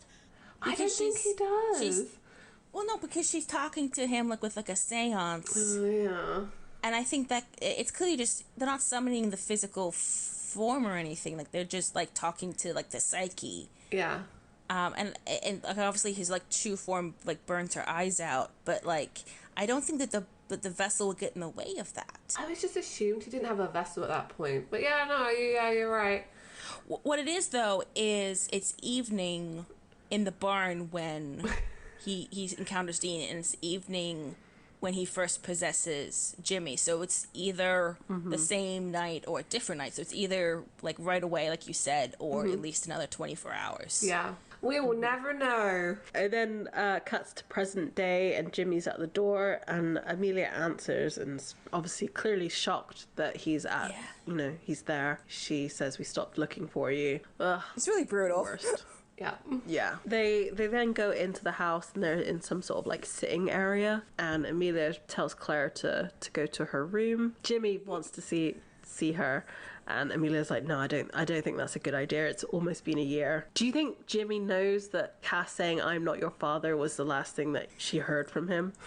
I think with the way they fade the flashback into like Jimmy's face looking like really miserable, I think we're meant to interpret it that way. Is like he knows the last time his daughter saw him and how terrible that was. Yeah. Like I think we're meant to interpret it that way. Brutal. Yeah, basically. And Jimmy continues to apologize. Heaven, hell, none of that matters. The only thing that's important to me is you and Claire. And it's a long monologue about how much faith in heaven and hell and angels don't matter, which is I don't know, appropriate. It is a lot of what the show is about, is how all of that stuff is bullshit. And also, do you think that through the process of being possessed by an angel, you kind of figure out that God isn't around? Because he is very absent fathery in their all the angels' dealings with each other. So if you have some level of awareness, you'd eventually realise that the orders don't seem to be coming from who you might think they're coming from. I don't know, though, whether you'd get that much insight in being a vessel. Well, you could, it doesn't matter, because as like a person of faith, you'd be like, you'd have that experience of being chained to a comet and how miserable that is. And then you'd be like, well, God doesn't care about me. He let this happen to me. At least his angels convinced me this was a good thing and not like a miserable thing. Like, clearly, if God exists, he does not have my best interests at heart. So screw that guy. Yeah, also true. Yeah, very true. I wonder if Jimmy does know something, because the fact he says heaven and hell, none of it matters. Like, we know from Dean that hell is an experience. Like, it's not a pleasant place to be. Is there something in that that's like, because I've said this many times on the show, like, they never establishes what gets you into heaven, what gets you into hell. So what is it that doesn't matter? Like, is it not having faith doesn't matter, or the actual physical locations, like when you die, it doesn't matter? I always interpreted this line as like the fight doesn't matter, but that's going on between them at this time. But I think it is that, like Danny was saying, like it's basically he's lost his faith by being a vessel to a literal angel. Like, he knows now that it's all real and has realized that it's all bullshit and that actually he should just go back to his family. I guess a personal insight here is I'm chronically ill, and so I spend a lot of time isolated and like stuck in my room and stuff like that. And when that happens, you really end up missing people, and like the people you love that you can't see because you can't get to them. And so like after a year, I mean, we would all know this, I guess, because of the pandemic, but like after a year of not being able to see the people you love, it's like, well, what does matter anymore? Like, not my faith, not any of the stuff that kept me from my family. It's what matters is people. Yeah. Exactly. Yeah, and you're right. I think like everyone has that almost that insight now after being like the isolation that people have had to go through, and are still going through in some cases. Jimmy in the past is not sympathetic in that is kind of delusional, and he's clearly abandoning his family. He cares, but like he also clearly doesn't value them as much as his faith. And then Jimmy in the present is the most sympathetic, and your heart just like bleeds for him. And yeah, it's this weird contrast. But yeah, like you were saying, it's a big like character arc all in one episode. Yeah. Yeah, definitely. Amelia doesn't agree right away for him to come home, so he's like, okay, well, if we just do something smaller like dinner. It then cuts to Sam and Dean, and they're at a gas station, and Sam is has separated himself, is on the phone with Ruby, clearly very panicked. Fortunately, I've never been addicted to anything, and I've never had to be in this situation, so I don't know what Sam is going through in this, but it is very much like a typical conversation with a dealer in terms of like being shown on TV. A TV interpretation of a drug addict. Well, and the issue for him is that he's not actually on the phone with Ruby. He's like leaving her a voicemail because he can't get a hold of her, and he can't get a hold of his drug. I have prescription medication that I get withdrawal from like every day, because I don't know, like I'm supposed to take it every day, but it like wears off within like 21 hours, so I always have like a few hours of withdrawal. And I get like these body shocks, and it's okay, I can handle it, but I imagine like take my withdrawal from like prescription meds and then like add like the supernatural element of demon blood and something that your body isn't actually meant to, like, it isn't designed for, like, drugs being designed to actually like help you, versus demon blood just being like Chuck's like bespoke torture for Sam. That sounds like probably a really bad withdrawal. That sounds like it would really suck. Oh, yeah. So, okay, I have a question. Is his withdrawal just being like turning back, like being more human again? We see with it when he has the demon powers, like he's overly confident, he's overly strong, he's just much more Sam, or not much more Sam, but just he's roided up, just much more. Yeah. So do you think he's starting to feel like a human again, and that's like a feeling he doesn't like anymore? Like he's weak again. I say weak. That Sam and Dean have never been weak because they've been able to defeat all these things. Yeah. Well, we find out in the next episode how bad the withdrawal is. Because the next episode, that's true. He's locked up in the panic room and he can't get any blood, and he ends up having a full-on like seizure from the withdrawal, which can happen to people from. This is interesting in terms of Dean, is you can actually, very rarely people go cold turkey, like alcoholics trying to like go cold turkey off of alcohol. They can have like seizures and things, and it's people have actually died from going cold turkey off of it, and that's just alcohol. Versus anything stronger or actual supernatural demon blood. But I imagine it's very miserable. I imagine it's not just feeling like less powerful, because we see that it's physically painful and dangerous in the next episode. It's not just that, it affects his mind, because we know that obviously the demon blood gives him like psychic powers. I would assume that in some way it's altering his like brain chemistry to allow him to do that. From a scientist point of view, I guess it would have to. Maybe like switching on more neurons or something, I don't know. In the next episode, he also hallucinates while in withdrawal. So clearly messing with perception. So all that kind of stuff, if it's affecting his body chemistry, then to have this withdrawal, he would just feel like absolute crap. And Ruby is this is the thing. The manipulation, because basically what she's done is like she's got him hooked on this stuff, and then he's trying to get hold of her and she's just uncontactable, but she would know that he would be like needing. I think it's intentional. More. Yeah, I think so too. I think it's part of the grand plan. I think, because we know later on in like the last like 2 episodes, we know the part of the grand plan is to separate Sam and Dean, like not just physically but like emotionally, and have them have a huge falling out. And the easiest way for that to happen is for Dean to actually learn about the demon blood, and maybe see, for instance, like we do in this episode, see like Sam succumb and drink straight from a demon. So it works. We've already said like he went outside out of like shame to not do that in the same room as Dean. So the withdrawal had to be bad for him to do what he does in this episode. Yeah, definitely. So then it cuts back to Jimmy's house, and they're having sandwiches for dinner. Jimmy just takes a sandwich, and Claire asks, so you're not going to say grace? And Jimmy's like, no, I don't think I am. And I was just, the way he says that, it's just so sad. He almost cries when he says it. He does start crying because Claire asks why he's crying, and he says, because I'm happy. Oh, and it's this moment of so Cass in season 15, he has this sort of speech he has where he talks about how he lost his faith and his like purpose, and then he found it again in becoming a father. And I think maybe that's kind of what it is here, is like Jimmy has lost his faith, but now his new faith is being a dad, is being a husband, and it's all very intense.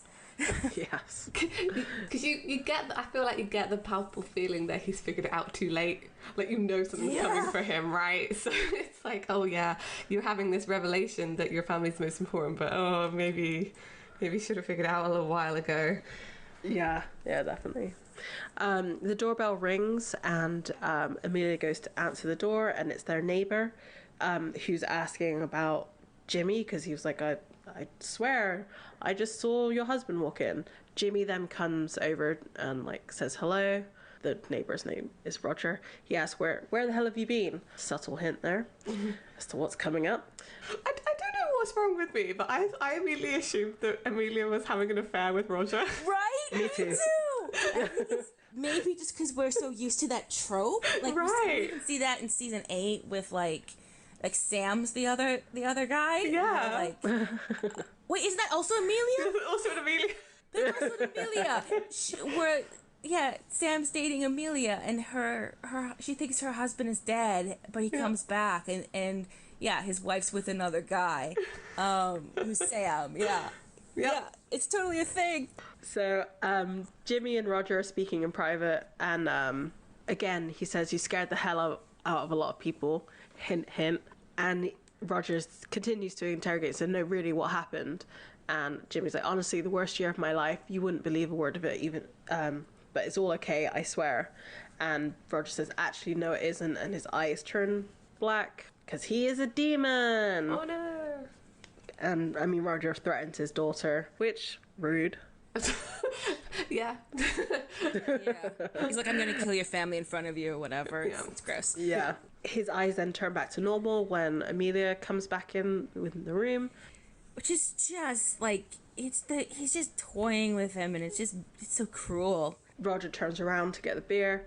Jimmy grabs like a candlestick and bops him over the head. And obviously Amelia is shocked because it's their neighbor, and he's like beating the crap out of this guy. Yeah, he's like bashing his head in with shouting that he's a demon as well. Like, he's a demon, and he's just come back from his year-long apparent stay on a site, whatever. Because of religious delusions, It doesn't look good. Yeah, and it's just that the demon's just toying with him. Like, it's like he clearly wanted this like scenario of Jimmy looking crazy again. Like, man. Sucks to be Jimmy. Oh, big time.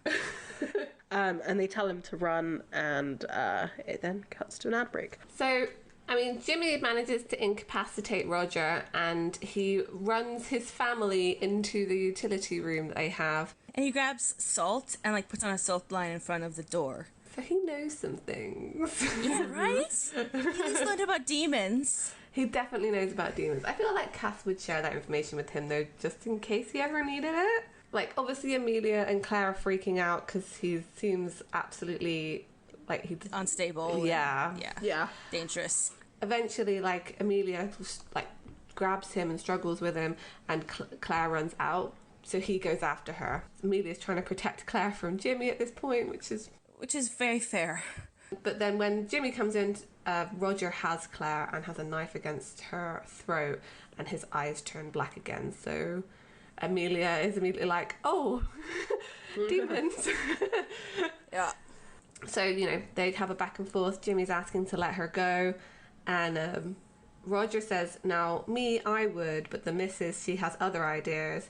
And we see his wife, presumably Roger's wife, who's also a demon, run in and grab Jimmy and like throw him to the ground. My question. Yeah. When were they possessed? I think from the moment that Jimmy disappeared, demons have been watching his old house. How would they know that he was a vessel? I mean, a lot of people disappear. They would only know once like Cass gets on the scene and they would have to like backtrack and be like, okay, so where'd this angel like get this guy? I don't know. It would imply that they're camping out everyone who's a vessel's like life. Like, if that was true, like if they had been there from the beginning when Cass possessed Jimmy, then presumably demons would be doing this to all the vessels. But I don't know if that's just too much manpower. Well, and they want to like capture Jimmy. I don't know. We don't know why. Like, Sam implies that it's like to figure out why, like what makes a person a vessel.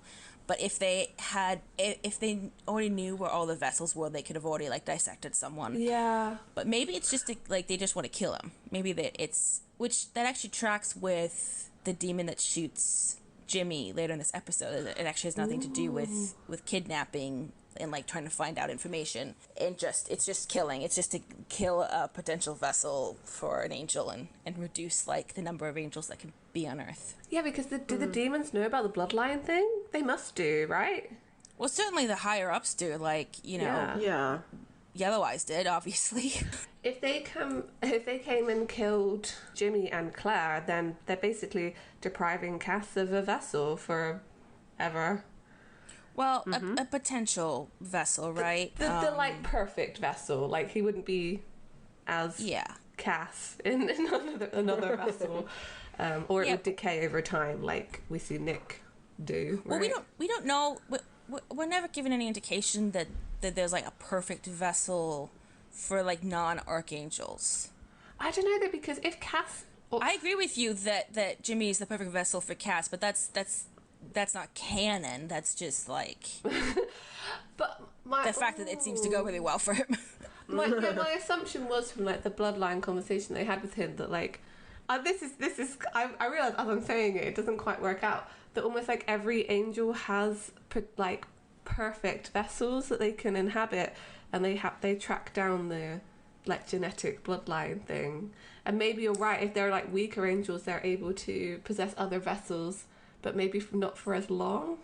We've seen that because in season 9, after all the angels fall, they start like going around and like exploding people, right? Yeah. Well, they go into different vessels, and some of them can't contain them, and so those people explode, and then they try out someone else. Yeah.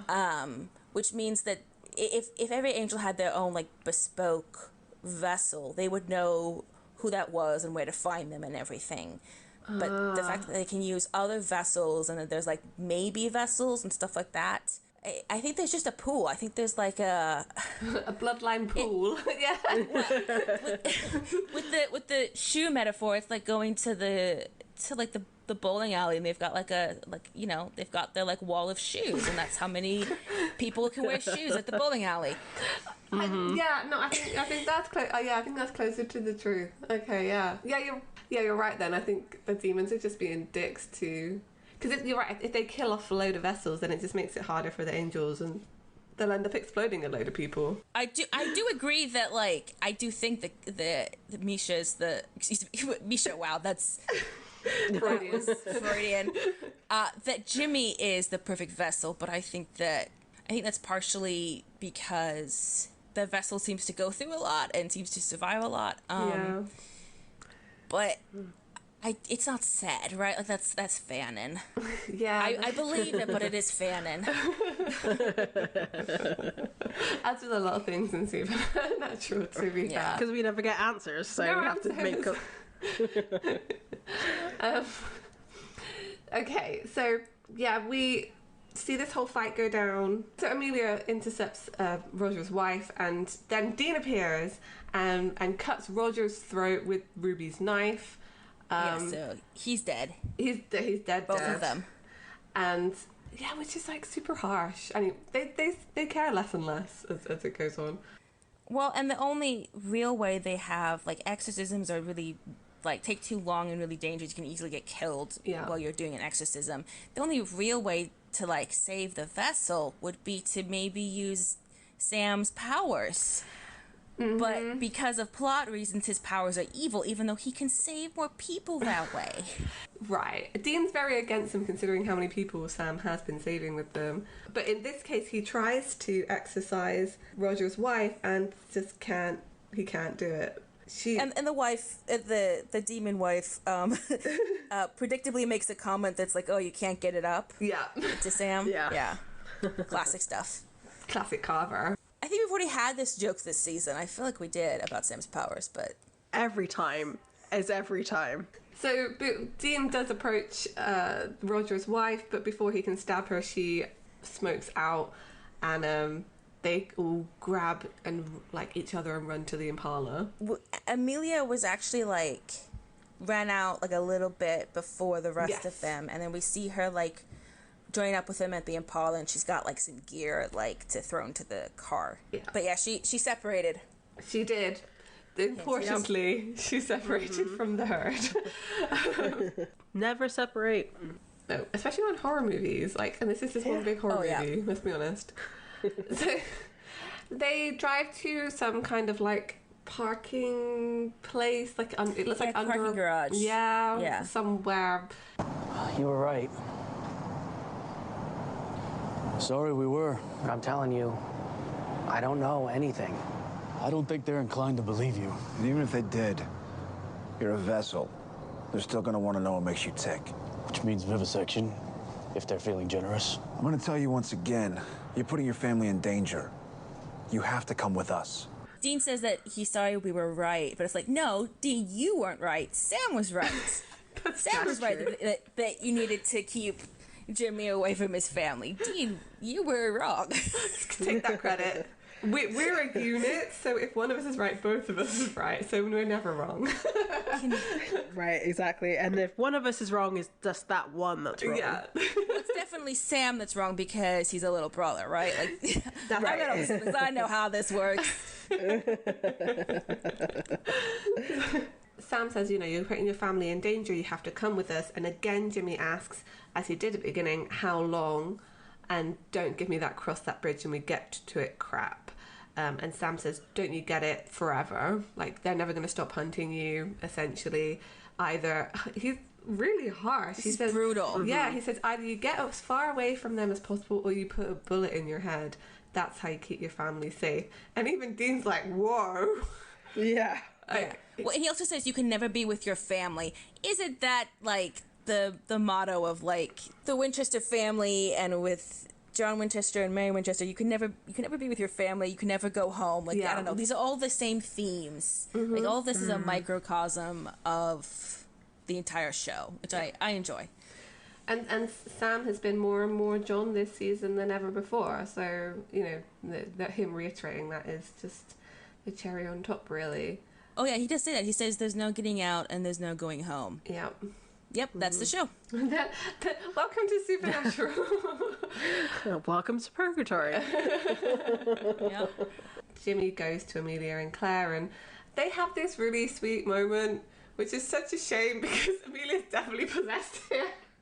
Yeah, we learn later that she's possessed here, and I take issue with this scene because she's like carrying on like the previous conversations, and she's like, I was wrong, I'm sorry, didn't believe you, and it's all this stuff that's like exactly what the actual Amelia would say, and it's like based off of previous conversations, and it's like this demon's been in Amelia's head for like whatever, half an hour. Like, she shouldn't know how to be this convincing. It's the writers trying to have like give us like the cake and eat it too. Of like, we get to have the scene of Amelia acknowledging that Jimmy was right, but then also she's possessed, and it doesn't work. I know what you're trying to do, but it doesn't work that way. And they talk about how she's going to take Claire and go to their friends as fast as possible and without him. And she says, for how long? So echoing something that it sounds like it's like a refrain that's been in their relationship previously. Because they're both sort of echoing each other on that. Like, it's something that they have said to each other in a previous life, Jimmy actually says what Sam said to him in the first place, which was, we'll cross that bridge when we get to it. This has been, again, so much in this season. I think Dean's one that he keeps saying to people is they're in a better place after Tessa specifically said to him they're not. He said that twice now in this season after meeting Tessa. The literal apocalypse is being started. Like, of course you're lying to people and telling them that things are better than they are. Like, what's the alternative? Well, you can go to our friend's house, but the apocalypse is happening in like a week, so... Good luck with that. I also think it's crazy to think that they'll be safe just by going to, like, a friend's house. Like, the demons know they can get to Jimmy by his family. Then they all need to go into, like, cosmic witness protection, or they're doomed. Like, Jimmy leaving them is actually not going to fix it. Like, they all need to hide. They all should just go to Bobby's house. Just go to Bobby's house. It's fine. Just hide out there. They'll just go and find their own bunker. Yeah. Yeah, because raising a child in, like, underground in no light is healthy. It would have been good to actually fill the bunker with supernatural witness protection. Like, that could have been an actual storyline at some point that I wouldn't have been mad at. That's, like, ever so slightly, like, you could... It's kind of the case in season 14 with all the people, like the refugees from the other world. Yeah. So it's not witness protection, but it is refugees. Yeah. So I guess there's that. They kind of did it. They half-assed it. Yeah. So, like, Jimmy explains to them that, the demons are going to kill them if they don't go. And when we see, like, Sam hot-wiring a car for them, Jimmy says bye to Claire, just says, take care of your mum, okay? And then he kind of walks past Amelia like they've already said their goodbyes. He doesn't really say goodbye to her again. And as they all get in, Claire asks Amelia, like, why is he leaving again? And she turns to her and slaps her around the face. Oh, it's terrible. It's awful. Yeah. Amelia's eyes turn black and says, because it's just not my day, is it? And she also, like, calls Claire a bitch. Like, it's very nasty. It's very traumatizing. Yeah, this is why Claire hates all the supernatural things, because her mum was possessed by a demon and her dad was possessed by an angel. Like, it just didn't work out for her too well. So, in the Impala, Dean's driving, Jimmy's asleep, and Dean's questioning Sam about what happened with the demon. You know, he didn't manage to exorcise it. You practically fainted trying to gank a demon. Okay, I didn't faint. I got a little dizzy. Well, you can call it whatever you want. Point is, you used to be strong enough to kill Alistair. Now you can't even kill a stunt demon number 3. What do you want me to say about it, Dean? Well, for starters, what's going on with your mojo? I mean, it's yo-yoing all over the place. To be fair to Sam here, if we're going by, like, so if, like, telekinesis powers were, like, a thing in real life, like in real life, some days you're stronger and, like, have more, like, stamina and energy, and some days you don't have as much because you didn't sleep as well, or you haven't eaten in a while, or whatever. The idea that his powers would ebb and flow some would work, like, based on, like, how real life, like, physical abilities work. But yeah, to this degree, this is kind of, he has to be, like, really sick or something for, like, to suck this bad, without what we actually know, which is... He could have completely played this off, though. Like, he could have said, like, oh, you know, I must have used up all my juice taking out Alistair. Maybe I need to, like, recharge or something. Like, there is an excuse here that he could have used, because Dean doesn't know how his psychic powers work. Just make stuff up, man. You should have just said he's sick. Because you look sick. I have food poisoning from those burgers that we ate that had no sauce in. I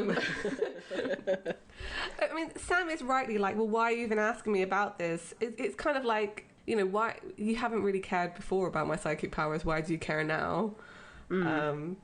And Dean says, well, you know, it's what's going on with your mojo. It's yo-yoing all over the place. I'm not trying to pick a fight here. You're just scaring me, man. Dean is worried in case he is actually sick, I presume, or if something's happening psychically. I was thinking this is one of Dean's more, like, diplomatic talks with Sam about his powers. Like, this is easily, like, the nicest he and, like, gentlest he is about it. Because he is just like, I'm worried about you. He's like, I'm not trying to pick a fight. That's a rare one. Like, right. He's kind of trying to pick a fight about powers with Sam, but this is, like, the one time he's kind of, like, nice about it, and of course it's the time that it ends up being, like, oh, the worst. which is always, like, Chuck, like, reinforcing to Dean, like, no, you shouldn't, like, be nice. Yes, you should be aggressive. It's like, just go away, Chuck. You just ruin everything. Yeah, absolutely 100%. Because this, you know, it seems like maybe this isn't such a big deal, and it totally is. So, I mean, Sam says, I'm scaring myself as well. So, obviously, he's also concerned. Like, I guess that phone call to Ruby, like, the way he was desperately asking for demon blood. Sam's never been that reliant on anybody. Like, they've always, like, both Sam and Dean have always been able to, like, fend for themselves, and suddenly... Yeah. You know, Sam can't do anything without demon blood, and that is probably terrifying. And it's like you said, the quote from the monster at the end of this book, he's like, I wish to God I could stop. Like, yeah, Sam needs help. And he you know, he's a smart boy. He knows himself quite well as well. He would start to recognize that he's deep in some addiction rather than just using this for psychic powers. Like, I'm sure Sam's self-aware enough to know that. He's maybe in a bit of denial about it, but he knows. And of course, he's interrupted by a ringing cell phone. The thing is, with the line, like, I'm scaring myself, I thought he was close to admitting something to Dean then, and then the phone rings, and it's like, oh, man. So close, but yet so far. Basically. He gives the phone to Jimmy because he says, hey, it's your wife. And when Jimmy takes it, he's like, oh my God. I guess they did a 180 or they did something, because they're now at a warehouse, which is different to the warehouse at the beginning. So they all arrive, and Jimmy's been expected to turn up alone. Dean's got a plan. I don't know what that plan was, but his plan is to catwalk. Wait, no, it's to go on catwalks. Is to use the catwalks to like sneak up. But I like picturing the fact that I like picturing them catwalking. Yeah. Yes. Zoolander style. Yeah, that's the image that into mind. Yeah. Also, Sam's looking really bad at this point. Yes. So this is one of the moments that I really appreciate Jared, because as he literally stumbles out of the car, like he can't even hold himself up. He's that weak right now. Dean tells Jimmy to stay calm, which obviously he's not going to be able to do. You want me to stay calm? This is my family we're talking about. Listen to me, this will work. You understand? Nobody's gonna get hurt. Yeah, whatever. Can you imagine if someone told Dean to calm down? With Sam inside. Like, he would be vibrating like anything. So Jimmy walks towards the building. This little line between Sam and Dean just before we get into the warehouse. There's no way they're expecting him to come alone, Dean. You know this is probably a trap. Yeah, I know. That's why I have a plan. We've already said that there's a plan. Is there a second plan? I think there's a second plan. No, hear me out. I think there's a second plan. I think they've told Jimmy that they were going to be like silently giving him backup. I think they were always planning to get captured and they were going to try and do a Winchester bluff, and it didn't work.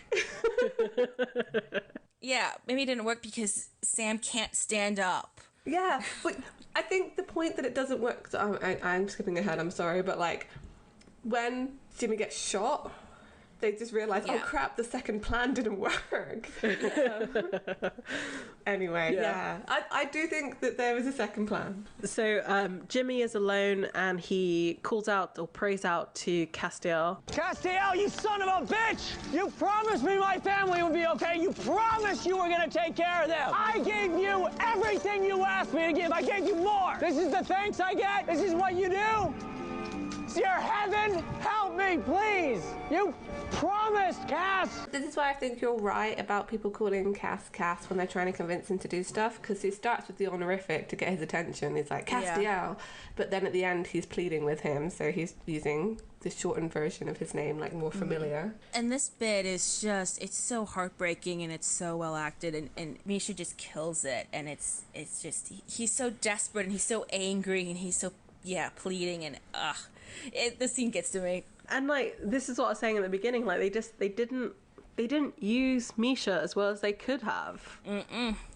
Like, they did not. There was such potential here for like so much, and some reason even being a series regular just wasn't. We didn't get enough Cass. Never enough Cass. And because nobody answers, he gives up and walks into the warehouse, where he's confronted with Amelia, who stood next to Claire, who's tied to a chair and is unconscious. Yeah, like did Claire just like go unconscious because Cass is talking to her and like the demon's too dumb to realize that no, this child is not sleeping? Or did the demon do something to Claire to knock her out? Like, Claire's just like unconscious for like a lot of the fight. It's a little bit weird. If she's going to be unconscious, they should have at least shown the point at which she's possessed, right? Yeah, I mean, they're trying to surprise us, but yeah, it is a bit jarring. I agree. Especially since, like, every time on screen when Cass has tried to talk to somebody, things explode. Also, both times Jimmy is possessed by Cass, and also, like, any other time we see an angel possessing someone, we see the light. We see the person, like, glow and everything. This time, Cass is, like, sneaky about it, and there's, like, no sign of Claire getting possessed, which either implies that angels can always do this, and they're just, like, drama, too sloppy or dramatic, and they're trying to make, like, a big deal of it, like, yes, notice my glory. Or more likely, it's just a terrible continuity error. I think that's the case. I mean, they even could have shown the light suddenly off screen and, like, you know, during the fight, everyone's suddenly blinded. But I think there are actually, it would have worked better if they had done it rather than if they didn't, but fine, whatever. So Amelia is clearly possessed here, obviously, and she says, "Hi, honey, you're home." Aww. And Jimmy pleads with Amelia. He says, you know, do whatever you want with me, my wife, my daughter. They're just, you know, they're not part of this. Amelia says, actually, they're a big part of this, and you should have come alone. And Jimmy says, I am alone. She says, like, do you think I wouldn't think that you brought Heckle and Jekyll with you? Which is great. I love that's how she refers to Sam and Dean. It's really good. I wish more demons had done that. What reference is that? I just assumed like Jekyll and Hyde in a weird place, but like in a weird way of saying it. Is Heckle and Jekyll a thing? I don't know. I assumed it was like weird like phrase that like was born out of like, well, it's fun to rhyme with Jekyll. Yeah. And heckle does, and heckling is also fun. I don't know. No, it's actually a cartoon. Oh, okay. Okay. It's two birds, two magpies. Yeah, I can see that. They like shiny things. Okay, fine. So, as she says this, Sam and Dean are dragged in by 3 demons. Nice plan, Dean. Yeah, well, nobody bats 1,000. So this is a good moment to point out that Dean is like kind of apathetic this entire episode. Like, obviously he cares a bit about Jimmy getting home, and he's worried about Sam, but he's also kind of a little bit dead inside this entire episode, which is really good leading into... This is like actually a plot point and important for like what happens at the end of the next episode in terms of Dean sort of like giving up. Yeah. I probably would say like ever since On the Head of a Pin, or I guess maybe the end of Death Takes a Holiday, where they lose Pamela and Dean's been like a downward spiral of just like giving up and losing hope. Yeah. And Dean's just kind of...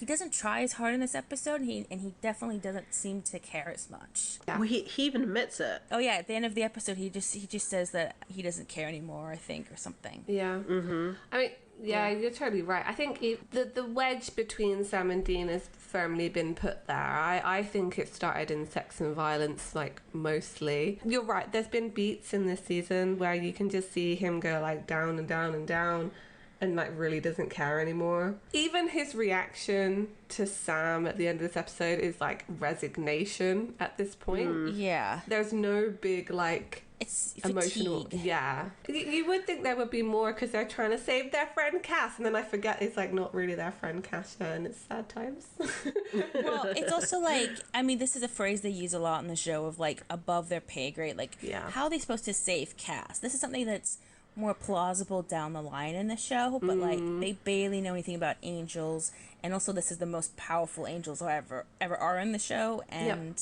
so far it's also not like a way for them to get into heaven. Like they do get into heaven in season 5, and there's also like people they can send into heaven to maybe check on. There's like options down the line, but right now it's like There's no way to save Cass.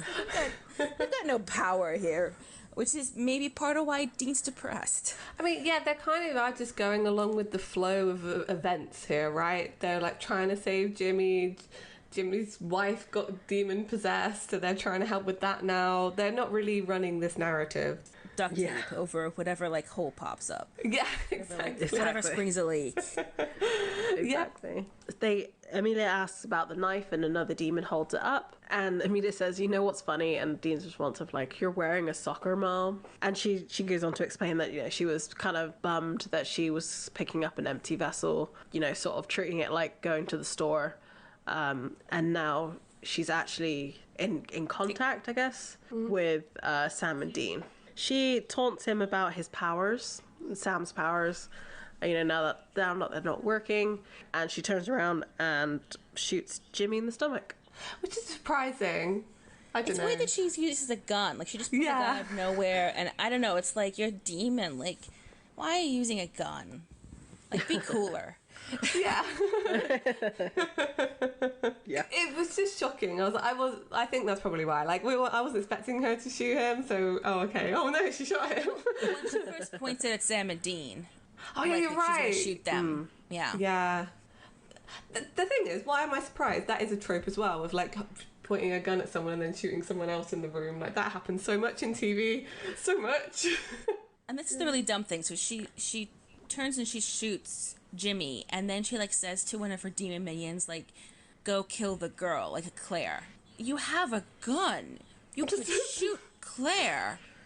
Does she only have one bullet? Like, what is this? Why can't you just go and shoot the girl? And also, I'm pretty sure there's a continuity error where Claire was next to her when they come into the room, and then now that she's telling the demon to go kill Claire, she's on the other side of the room, and the guy, like, slowly walks over to her.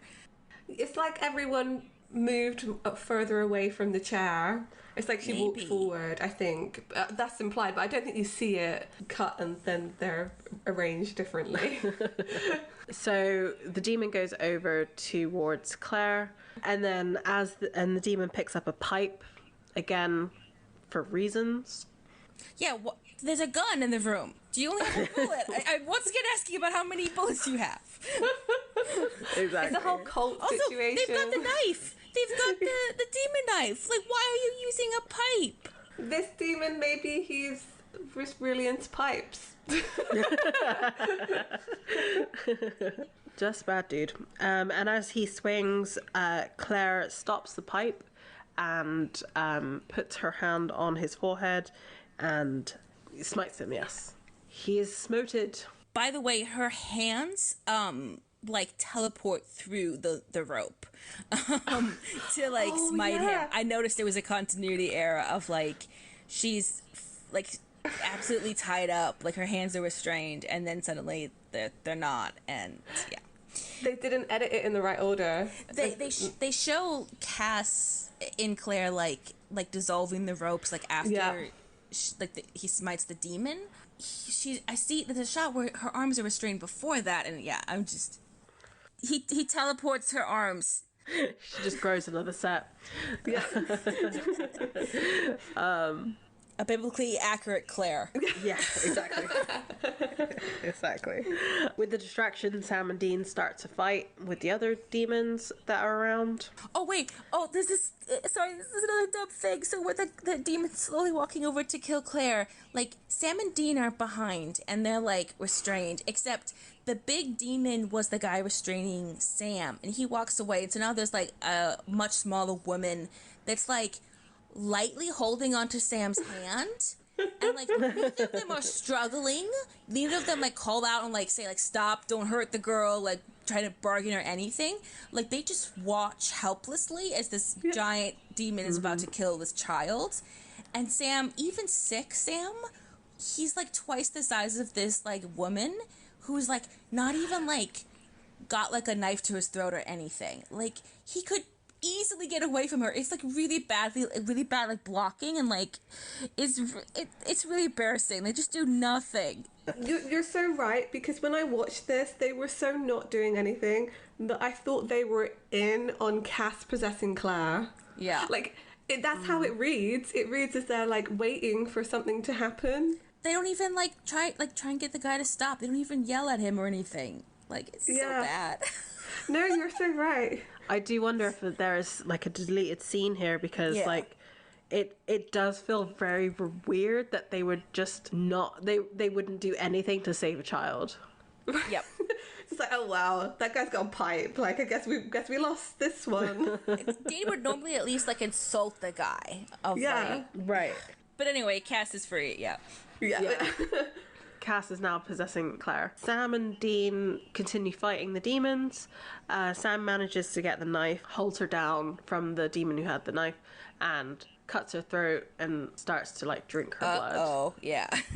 He can't... We see, like, this moment where he can't resist because he's in such bad withdrawal. And, yeah, he just, like, full-on vampire, like, goes at her throat and, like, drinks her blood. And we then cut to Dean, who's having trouble with his demon until Cass turns up and smites that demon. It then shows Sam drinking the blood, and does he use his psychic powers on her? Well, first we see a shot of Cass and Dean, like, noticing, and like Sam's, like, bloody, like, mouth, like, he, like, turns around and he, like, looks at them, and it's very obvious that the cat's out of the bag.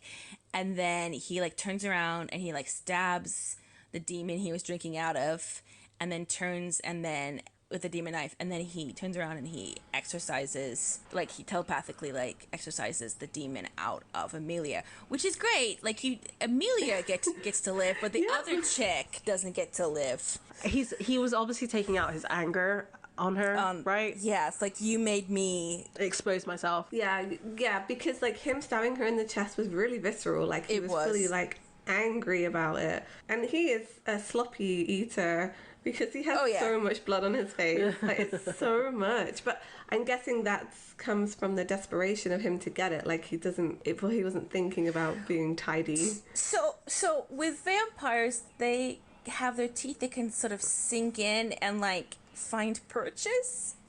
Versus with like a regular human, it might be more difficult to maintain a grip on this. I assumed that he'd cut her already, so she was bleeding. So he could have just. Yeah, but he's like trying to like. He could have just licked it. Yeah, he could have just licked it and not got it all around his face. That's true. We know he's more than willing to lick blood off of the skin. Yeah, he did that earlier in this episode. But yeah, it's really messy. I mean, Sam is messy.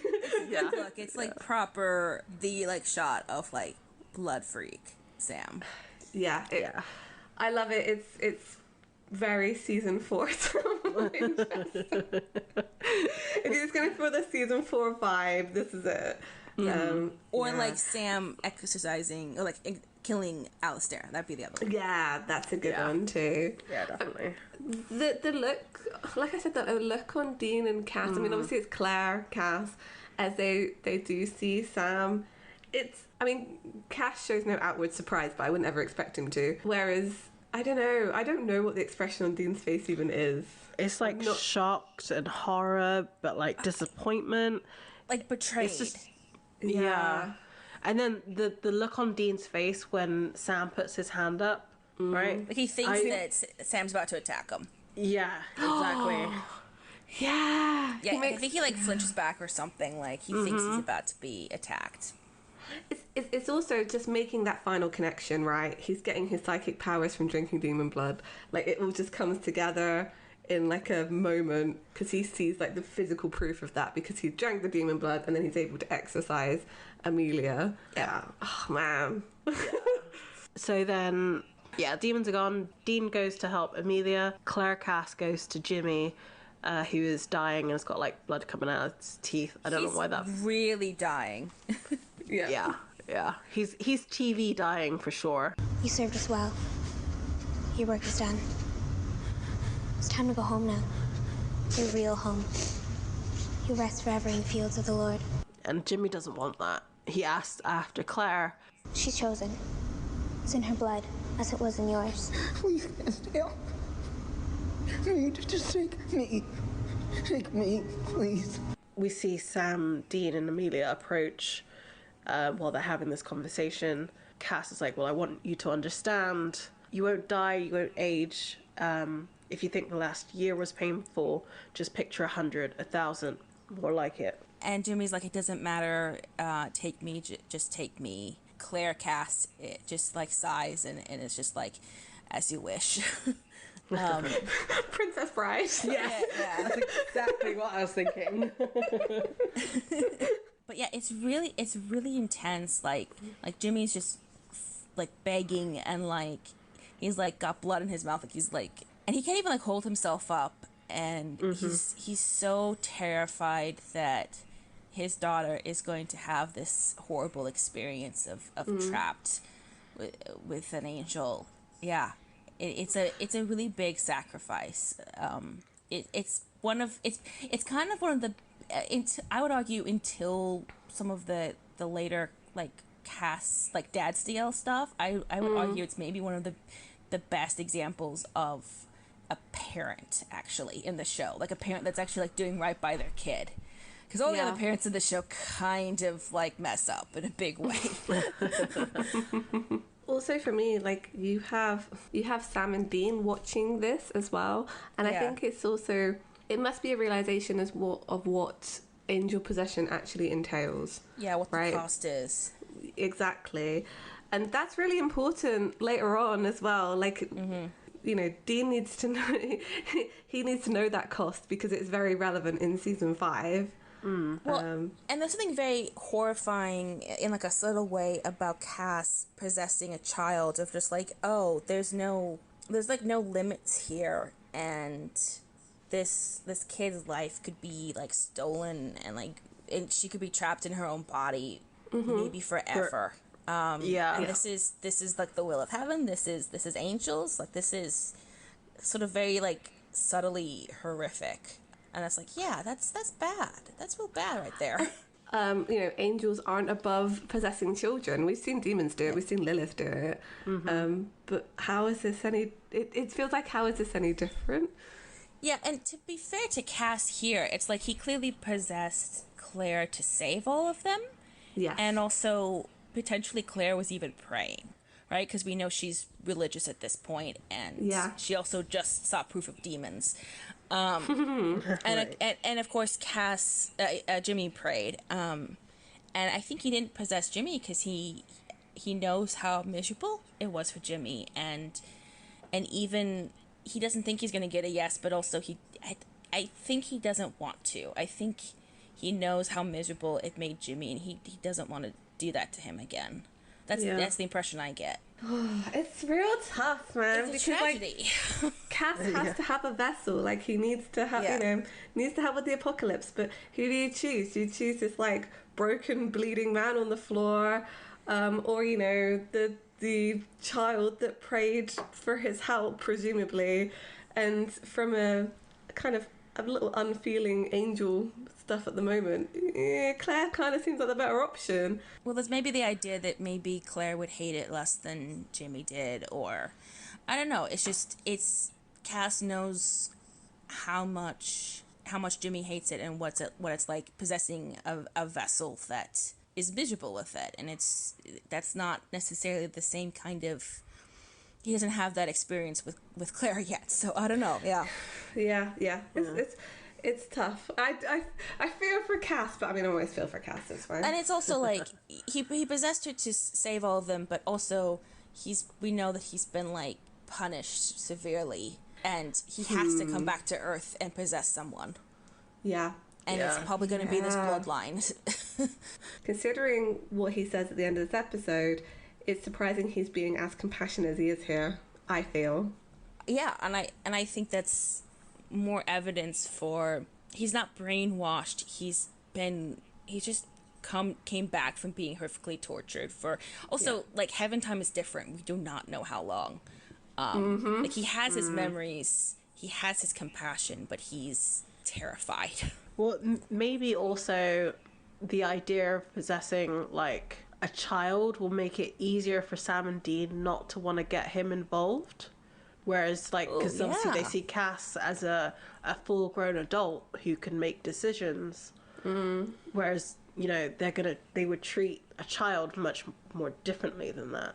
Yeah, that's true. Yeah, that's interesting. You're right. Maybe it would help create that barrier between them. Exactly. If nothing else, it's a face they don't have attachment to yet. Yeah. Exactly. Everything else would be like a visual reset.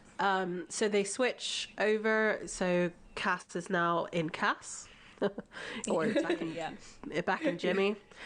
Yeah, instantly Halsey stands up, and Amelia goes to Claire and embraces her.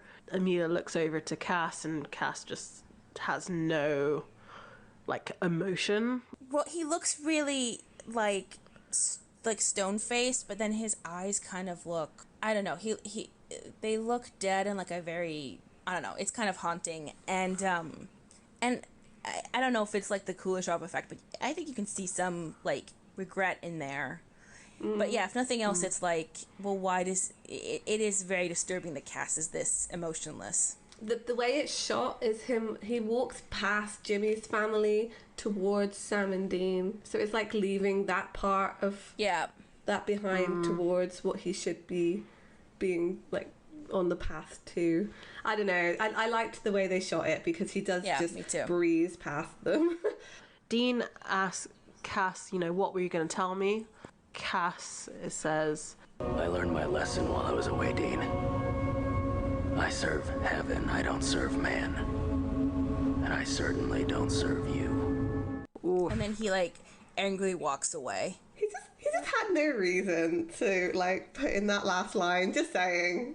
He didn't have to reiterate specifically, you, Dean. Don't need to serve you. Goodbye. And the fact he walks away too. Instead of disappearing, yeah. Yeah. He storms off, is what he does.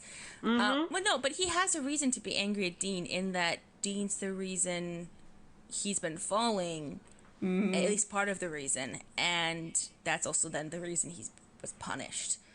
Like, you know what I mean? Yeah. Like, it's not Dean's fault exactly, but you can see why he's angry. Yeah, like Dean's very existence is causing him doubts and issues, so he's mad at him.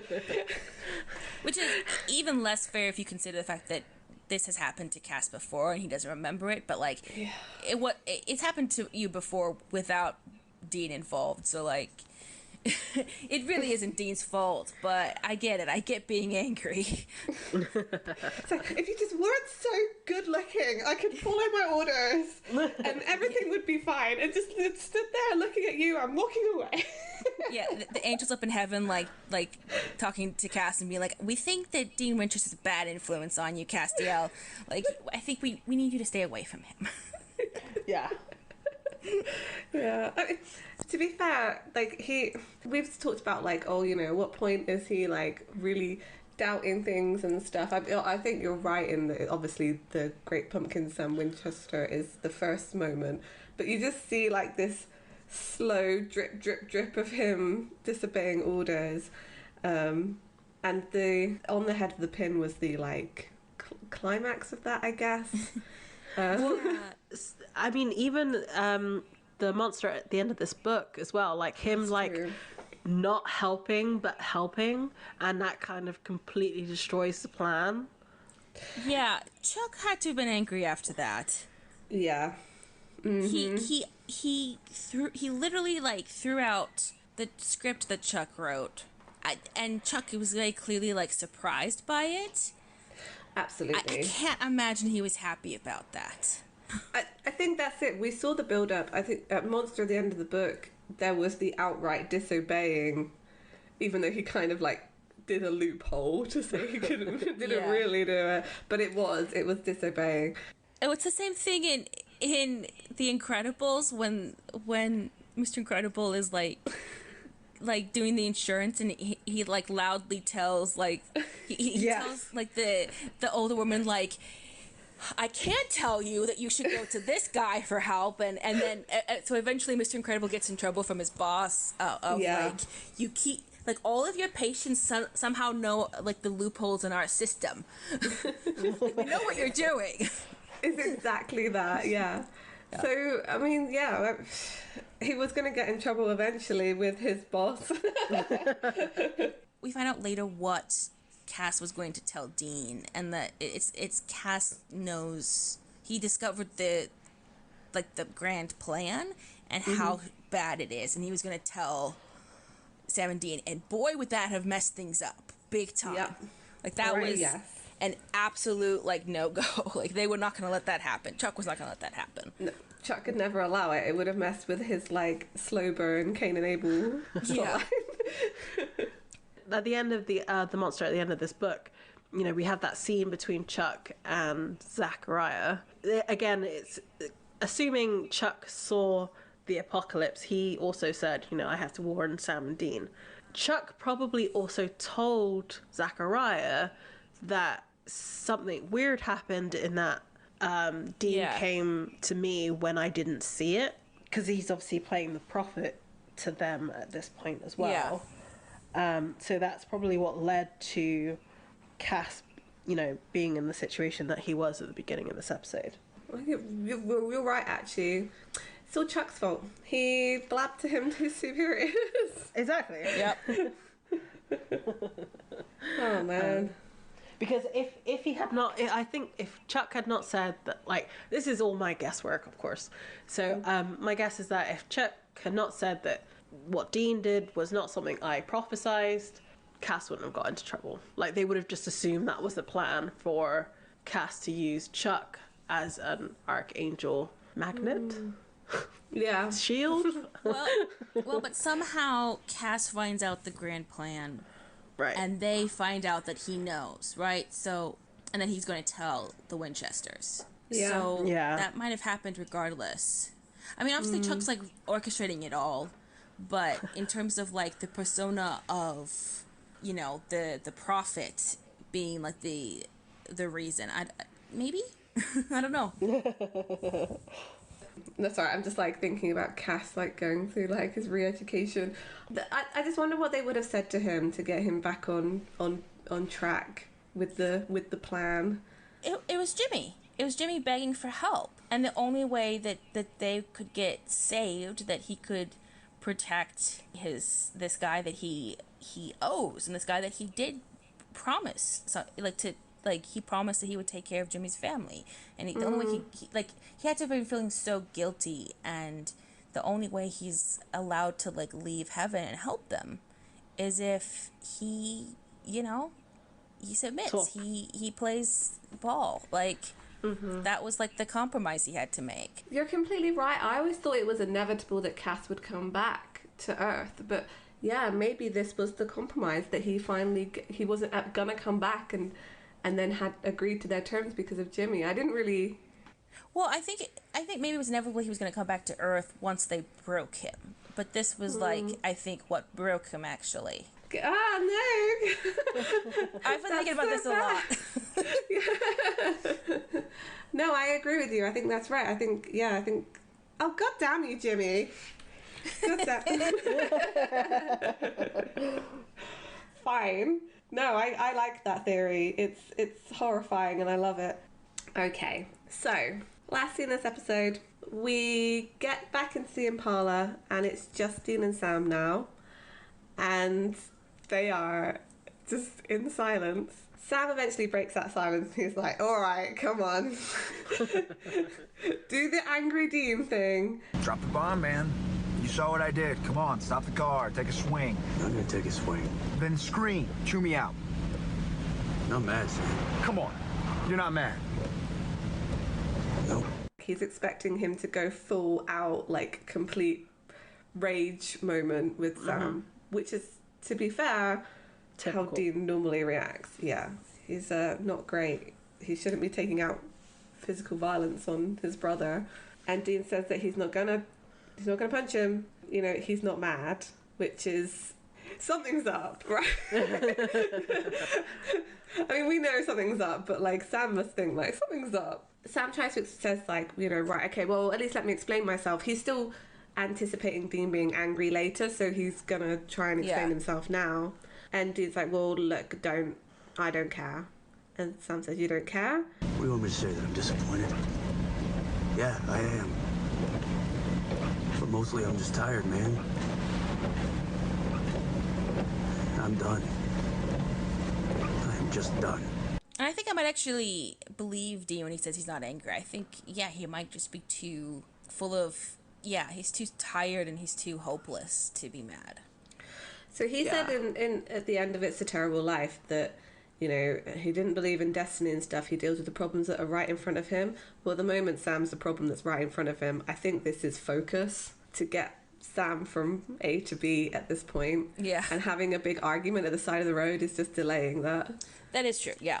Yeah, that's very true. But he also does look very tired, though. It's resignation. It's like, I have to do this thing now. I feel real crappy about it. I think if he didn't have a plan, he would be blowing up at him, though.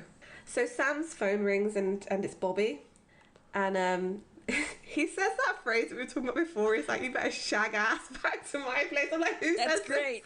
Yes, I noticed that too. I was like, so they clearly got it from Bobby, but like, where did Bobby get it from? And like... I don't the really... 50s? Yeah, like, I don't want to kind of Google it, because I'm like, I don't want to know what comes up when you type in shag ass. Let's be real. I know where he got it. This is my theory. So we learn later, I think this is because of a truth spell, that sometimes Bobby likes to get a pedicure. So I like to imagine Bobby like going to a mall and like there's like a lot of really colorful characters that like work at like the mall giving him like a pedicure, and one of them introduces him to some colorful new slang. That's my theory. I love that. No, I'm keeping that. That's amazing. That's now canon. I've decided. So Sam does ask like, "What's going on?" And Bobby's just like, "It's the apocalypse! Like, come on." So Sam hangs up the phone, and Dean asks, "What did he say?" He doesn't answer. They arrive to Bobby's house, and they go to the panic room door. And Bobby's like, "Oh, thanks for getting here so quickly. Like, it's fine." And they open the door, and Bobby's like, "Go on in. I want to show you something." And Sam walks in. What's the big demon problem? You are. This is for your own good. Guys? Hey, hey. Guys! This isn't funny! Guys! Hey! Guys! He's confused, first of all, because he walks up to the door and they just close the little hatch so he can see out. Yeah, that's kind of cruel. Like, yeah. It's like he can't get through. He can't squeeze through the hatch. No. So I have a question. When did Dean call Bobby to get this done? Because Bobby had to remove the opening on the other side of that door, because obviously they can lock themselves in and have to get in and out, but they want to keep Sam in from coming out, so they had to remove. And obviously Bobby works fast because he built that room in a weekend. Yeah. Well, and Illinois is like, I don't know, isn't it like, it's a good handful of hours away from Sioux Falls, at least. It's an off-screen thing, but if you think about Sam ringing Ruby at the gas station, right? It could have been a very similar situation with, like, they pulled over for gas and Dean rang Bobby to explain what he had seen. Maybe they drove, like, Amelia and Claire home. That's true, yeah. Did they just abandon them there? I hope not. So there might have been it might have taken a while. There might have been a lot of occasions for Dean to call Bobby. Yeah. And I do feel like Dean and Bobby have been having conversations on the side about Sam's psychic powers. I can't see them not discussing that at some point and not talking to Sam about it. Like, they've been keeping him out of the loop of that. So Dean has said to Sam before, "If you weren't my brother, I'd be hunting you." Like, that's a line he actually said. So I think they've had this plan for a while, and this was just a case of Dean ringing Bobby and being like, it's bad enough. Yeah. It's kind of shocking, but I think you're right, actually, Danny. Like, the way that Dean has been more apathetic in the season as well is almost like him creating that distance between him and Sam to the point where he could actually do this without it breaking him. Or it's giving up and until he learns about the demon blood, giving up and just being like, well, Sam's gonna Sam, I can't stop him. Either way, it's not good, right? Like, it's either trying to distance himself so he can lock up Sam, or trying to distance himself because he knows Sam's going down like a bad path and he's not going to do anything. Like, either way, it's a bad sort of like interpersonal apathy. Yeah, it's an avoidance technique, right? It's you're just trying to like emotionally detach yourself from that person that you feel like you're gonna lose at some point. Yeah, and it's depression, and he's got a lot going on. He did just account like his like ultimate abuser, and that was the whole thing. And then learn that he kind of started the apocalypse. It's a whole thing. It's just got a lot, like, if he had a therapist, they'd be very busy at the moment. That's Oh, man. Like, they would be busy with just, like, season 1 stuff, let alone, like, hell. Your dad said what to you? How long were you left alone in a motel as a 12-year-old? So, yeah, I mean, that's where they end this episode, with Sam basically shouting through the door, guys. Yeah, and just cut to black, yeah. Yeah, it's a good setup. It's a good setup for the final 2 episodes, though. Like, come on. We love it. Love to see it. Yeah. I do love this. I love this episode because, like, much Misha content, much good Misha content with, like, just looking amazing. You're right, actually, some of the acting from other people in this episode were maybe not so great at times. But it might have just, I think that's partly direction too, to be honest. I don't know that I dislike other people's acting. Dean being apathetic works well with like where he's actually supposed to be in the arc. Like it's, you know, we see it on Head of a Pin, and it's obviously what's like going to be propelling things forward in the last 2 episodes here. Sam, I mean, I think Jerry does a really good job with Sam looking like hell and just like having like a meltdown. Yeah, I don't know. I think people do a decent job. I think Misha just is incredible, and he also gets more material, like more interesting material. Yeah, that's it. As Annabelle said many times this episode, we didn't get enough Misha during Supernatural. Like, they didn't give him enough episodes that were the focus of him. And it's actually really compelling stuff. Like, you think about some fan favourite episodes, like The Man Who Would Be King is a fan favourite episode because it's just such a good insight into his character. And, like, where were those? Mm-hmm. Well, it's like so often Misha gets, like, B plots or C plots. It's like, you didn't have to sideline Sam and Dean or anything, but he could have gotten more A plots. That's all I'm saying. Totally. Like, yeah, there could have been way more because Heaven is compelling. Like, it was, I don't know. And just that whole dynamic of being an angel who's falling. I mean, season 9 was such a...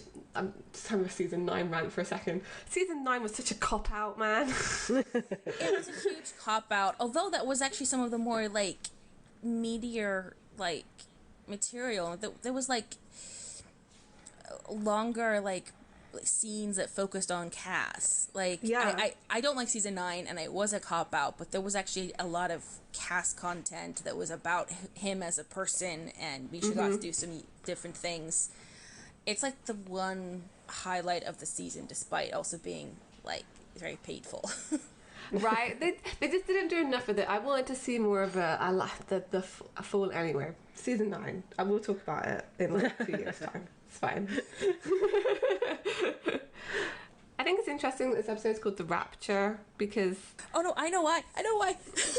Go for it. Okay, I mean, maybe I can't necessarily say what the writer's thinking, but I think this is I think it's appropriate because the Rapture as like the popular like evangelical concept is not at all in the Bible. Like, it's a completely like made up myth. It's a thing that a lot of evangelicals believe in because of like cultural like stories. It's the same reason like the hell with like the pitchforks and like the torture is also like a made up thing. It's not in the Bible. And so it's not at all in the Bible, but it's a thing a lot of evangelicals believe in. It's something I was raised to believe for a long time, and so it's this thing that some people with faith will believe in really intensely, and some of them will prep and they'll prepare for the rapture, and they'll build up stocks of food and like supplies for the rapture, and there's some more intense people that will think that they will be looking for signs for the rapture, or they're thinking that God's telling them that the rapture is going to happen this way and it's going to happen soon. And it's all this made up thing. It's all this faith in something that is unfounded, and it's fundamentally very like dangerous to people, and it's delusional, and I mean that in the nicest way possible. So part of why I love this episode is I when I was a teenager, I actually suffered from religious delusions. I thought God was talking to me. I thought that God had like this big like destiny for me. It got pretty rough. I'm like fine now and everything. I've had therapy, but that was very much like that. I think that was kind of the natural progression of the way I was raised, combined with like some PTSD. But like it was like some real delusions.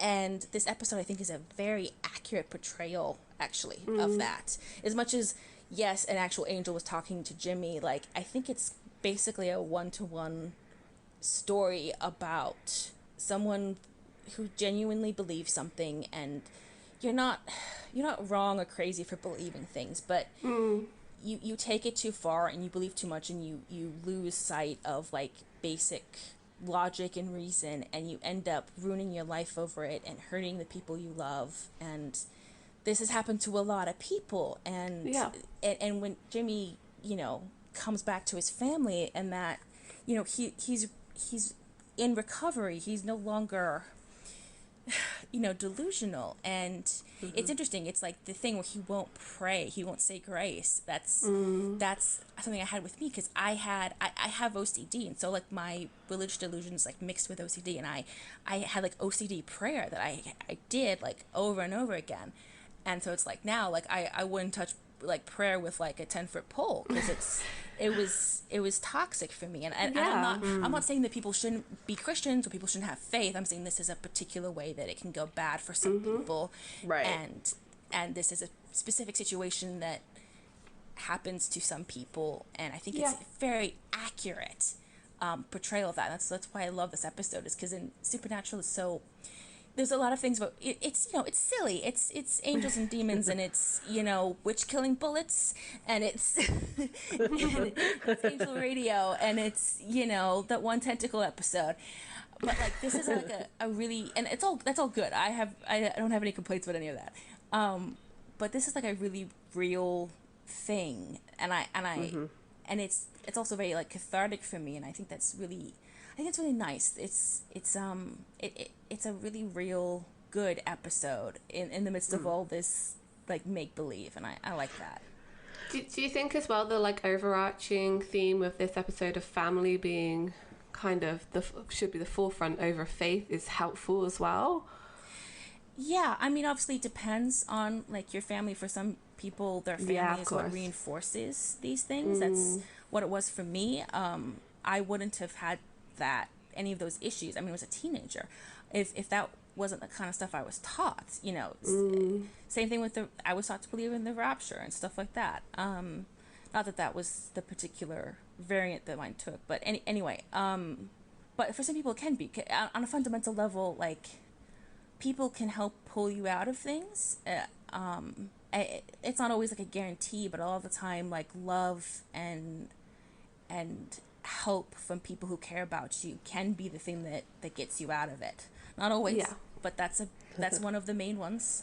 And for anyone suffering from like mental health issues, support is like the thing that they say you need. You need support from someone that from people that can help you and be there for you.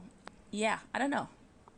That is even if it's not the solution, it is kind of the point of like, well, once you get out of it, you realize, like, okay, so all that faith stuff, that wasn't what really mattered. What mattered was my family, and I missed them. Yeah. Yeah. You know? Yeah. Well, thank you for sharing that as well with us, Danny. I think it's really, it's a really relevant and touching. Yeah. I just thought maybe I have a unique look on the episode compared to maybe the average person, and I don't know. I thought maybe that was important. I absolutely agree with you. I really appreciate it. Thank you. I just think it's, like I said, the accuracy of it. I think it's really cool because you don't see that kind of story, especially done this well on TV. Like it's just not a story that's being told, at least on any of the stuff I'm watching. No, I mean, you're hard pressed to find any content online that I think deals, or I say online or like on TV, I guess at this point, that deals with any kind of religious overtones these days. I feel like people are almost afraid to touch it. Yeah. I don't know if that's just because like changes in the world and how people converse with each other, but there seems to be a lot. I think it's funny because Supernatural they were always so. I think they were resistant to doing it. I mean, Kripke said that, they didn't really want to go down the kind of biblical path at one point, but then they realised that was the direction that the show was going, and they decided to like kind of go for it. And I actually think that's what made the show more popular. Yeah, it's not religious. It's just like characters from the Bible, or right. It's like the story elements, but it's not like a faith thing. It's not a religious thing. It's they managed to toe that line very well, actually. I've always been quite impressed with that in Supernatural. I do think so.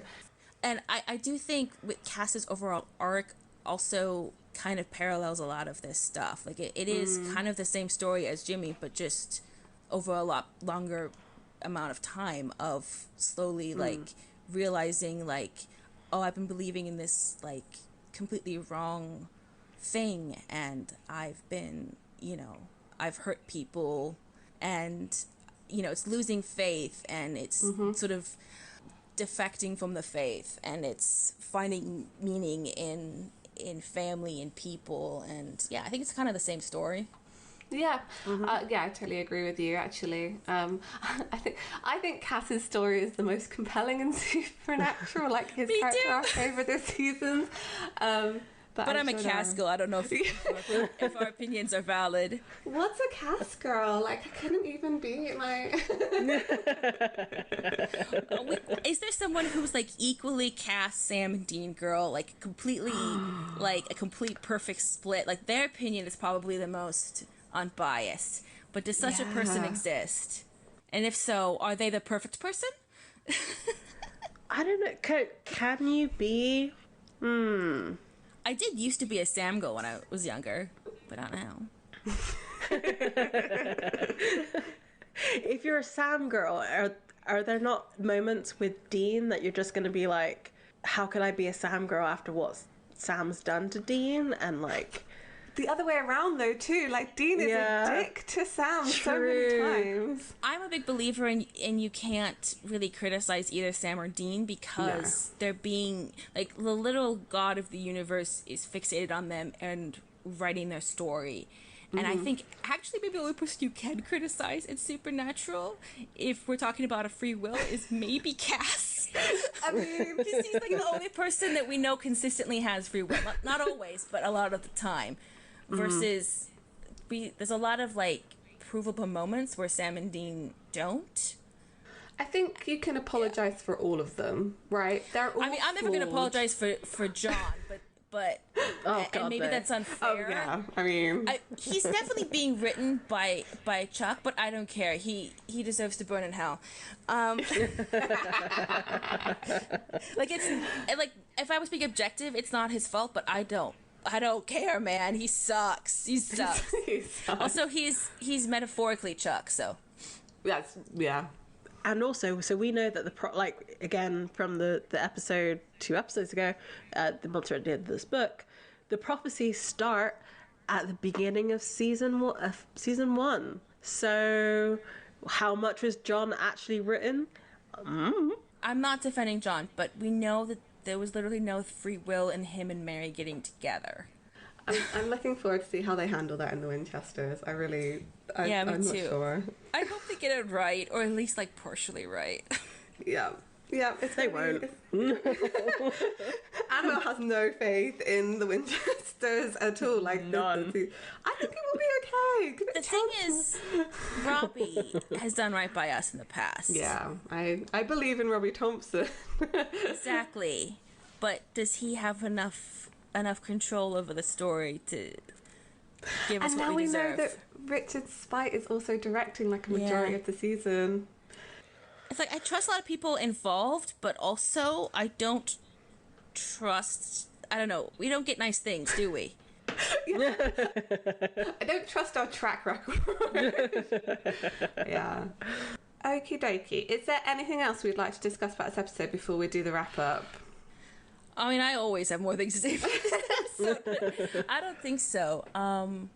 Poor Cass. Poor Jimmy. Yeah. Oh, actually, one thing I think Amelia's a really good mom in this episode of really consistently trying to protect Claire, and you know, even at the cost of her relationship with Jimmy, and that's kind of incongruous with Amelia later on in the show, who abandons Claire after this episode to go and try and find Jimmy, and it kind of has similar to Jimmy of like, that's kind of irrational, like delusional thing of like just like walking out on your family to go and, you know, find an angel basically. And it's and I don't think it fits. I understand, like, I'm fine with it in terms of like how it works for Claire's arc, and I really like Claire's arc and her character, but it isn't who this Amelia is.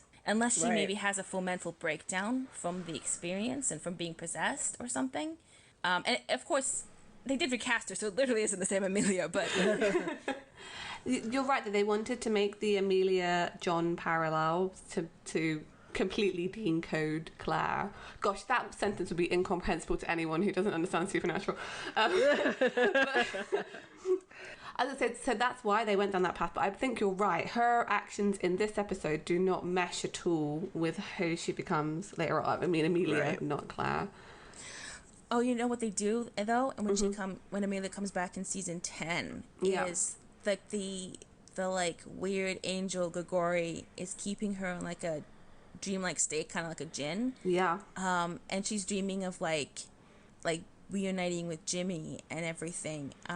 Like she's literally not connected with reality, like in like a very like real tangible way. She is disconnected from reality, and she's literally sick in the fact that she's being like fed on and she's like ill. And yeah, so it is kind of metaphorically a mental breakdown, I think. I think you can logic your way around why she would act the way she's acting. Yeah. And you can kind of make it make sense this episode, but I mean, I'm glad we got Claire out of it. I know she's kind of... Oh, yeah. And by, proxy, the whole wayward daughters kind of storylines we got there, which I'm just... It's going to be painful to talk about that when we get there, because I love it so much. Yeah. I feel like we didn't talk about enough about Claire in this episode, but I feel like we will. And she's not at all like the Claire we see later, which is fine. There's a lot of time passes, and including like puberty happens in between, and homelessness. And the world hardens her, unfortunately. All right. So next week we're going to be watching or talking about When the Levee Breaks, and I'm quite interested in this one. It should be good. Oh yeah, another very intense one. Yep. Yes. These episodes get longer and longer. I know, and like I can't believe we're at the penultimate episode of this season. I can't, like, it's blowing my mind a little bit that we're almost at the end of season 4. We're nearly at the end of the Kripke era. I mean, not obviously season 5 is the end of it, but it just feels very close. And I'm like, oh my gosh, what's gonna happen? I know, but also what's gonna happen? Yeah, I can't believe we've been doing this for nearly 4 seasons. It's crazy. Well, I've been having fun listening to the podcast. Thanks, Danny. So before I go into our thank yous today, I'd like to thank you. And we love having you on because you're such fun. You really are such fun. And you just vibe with our energy. That's good. I absolutely love it. I look forward to these a lot. So good. Is there anything you'd like to plug, or like your social media or anything? Yeah, the only thing I really have is my Supernatural Tumblr account, which is I Have Doubts, hyphens in between them. We'll have it linked. That's where we blog a lot of Supernatural stuff. Occasionally post my more controversial opinions. That's fine. We love a controversial opinion. Well, yeah, thank you very much for being on with us. I'm sure we'll have you back in the future as well. That'd be great. Thank you for having me on. That's okay. So additionally, I'd like to thank the Pixel Agora for his wonderful art on our podcast. If you would like to purchase that, you can find it on our Redbubble. And of course, some of the proceeds go back to the artist, because that's how we roll here.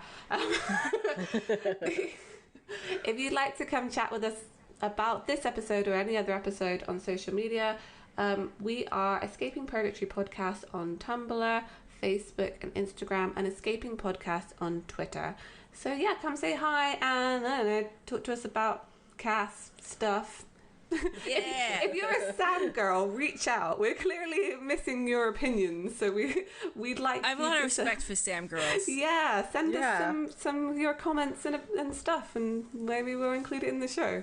And it has to go beyond the fact that he has floofy hair, because we appreciate the floofy hair. The floofiness comes with the territory. I just think he should have stayed a blood freak. I think that's very fun and interesting. Yeah, I want to see him full blood warlock. By the end of season 15, full. Or at least sandwich. That's what Dean calls it. Yeah. Yeah, I love that. I want that one on a t-shirt. See? Who's the bread? In the sandwich? Yes. Well, okay. Marina.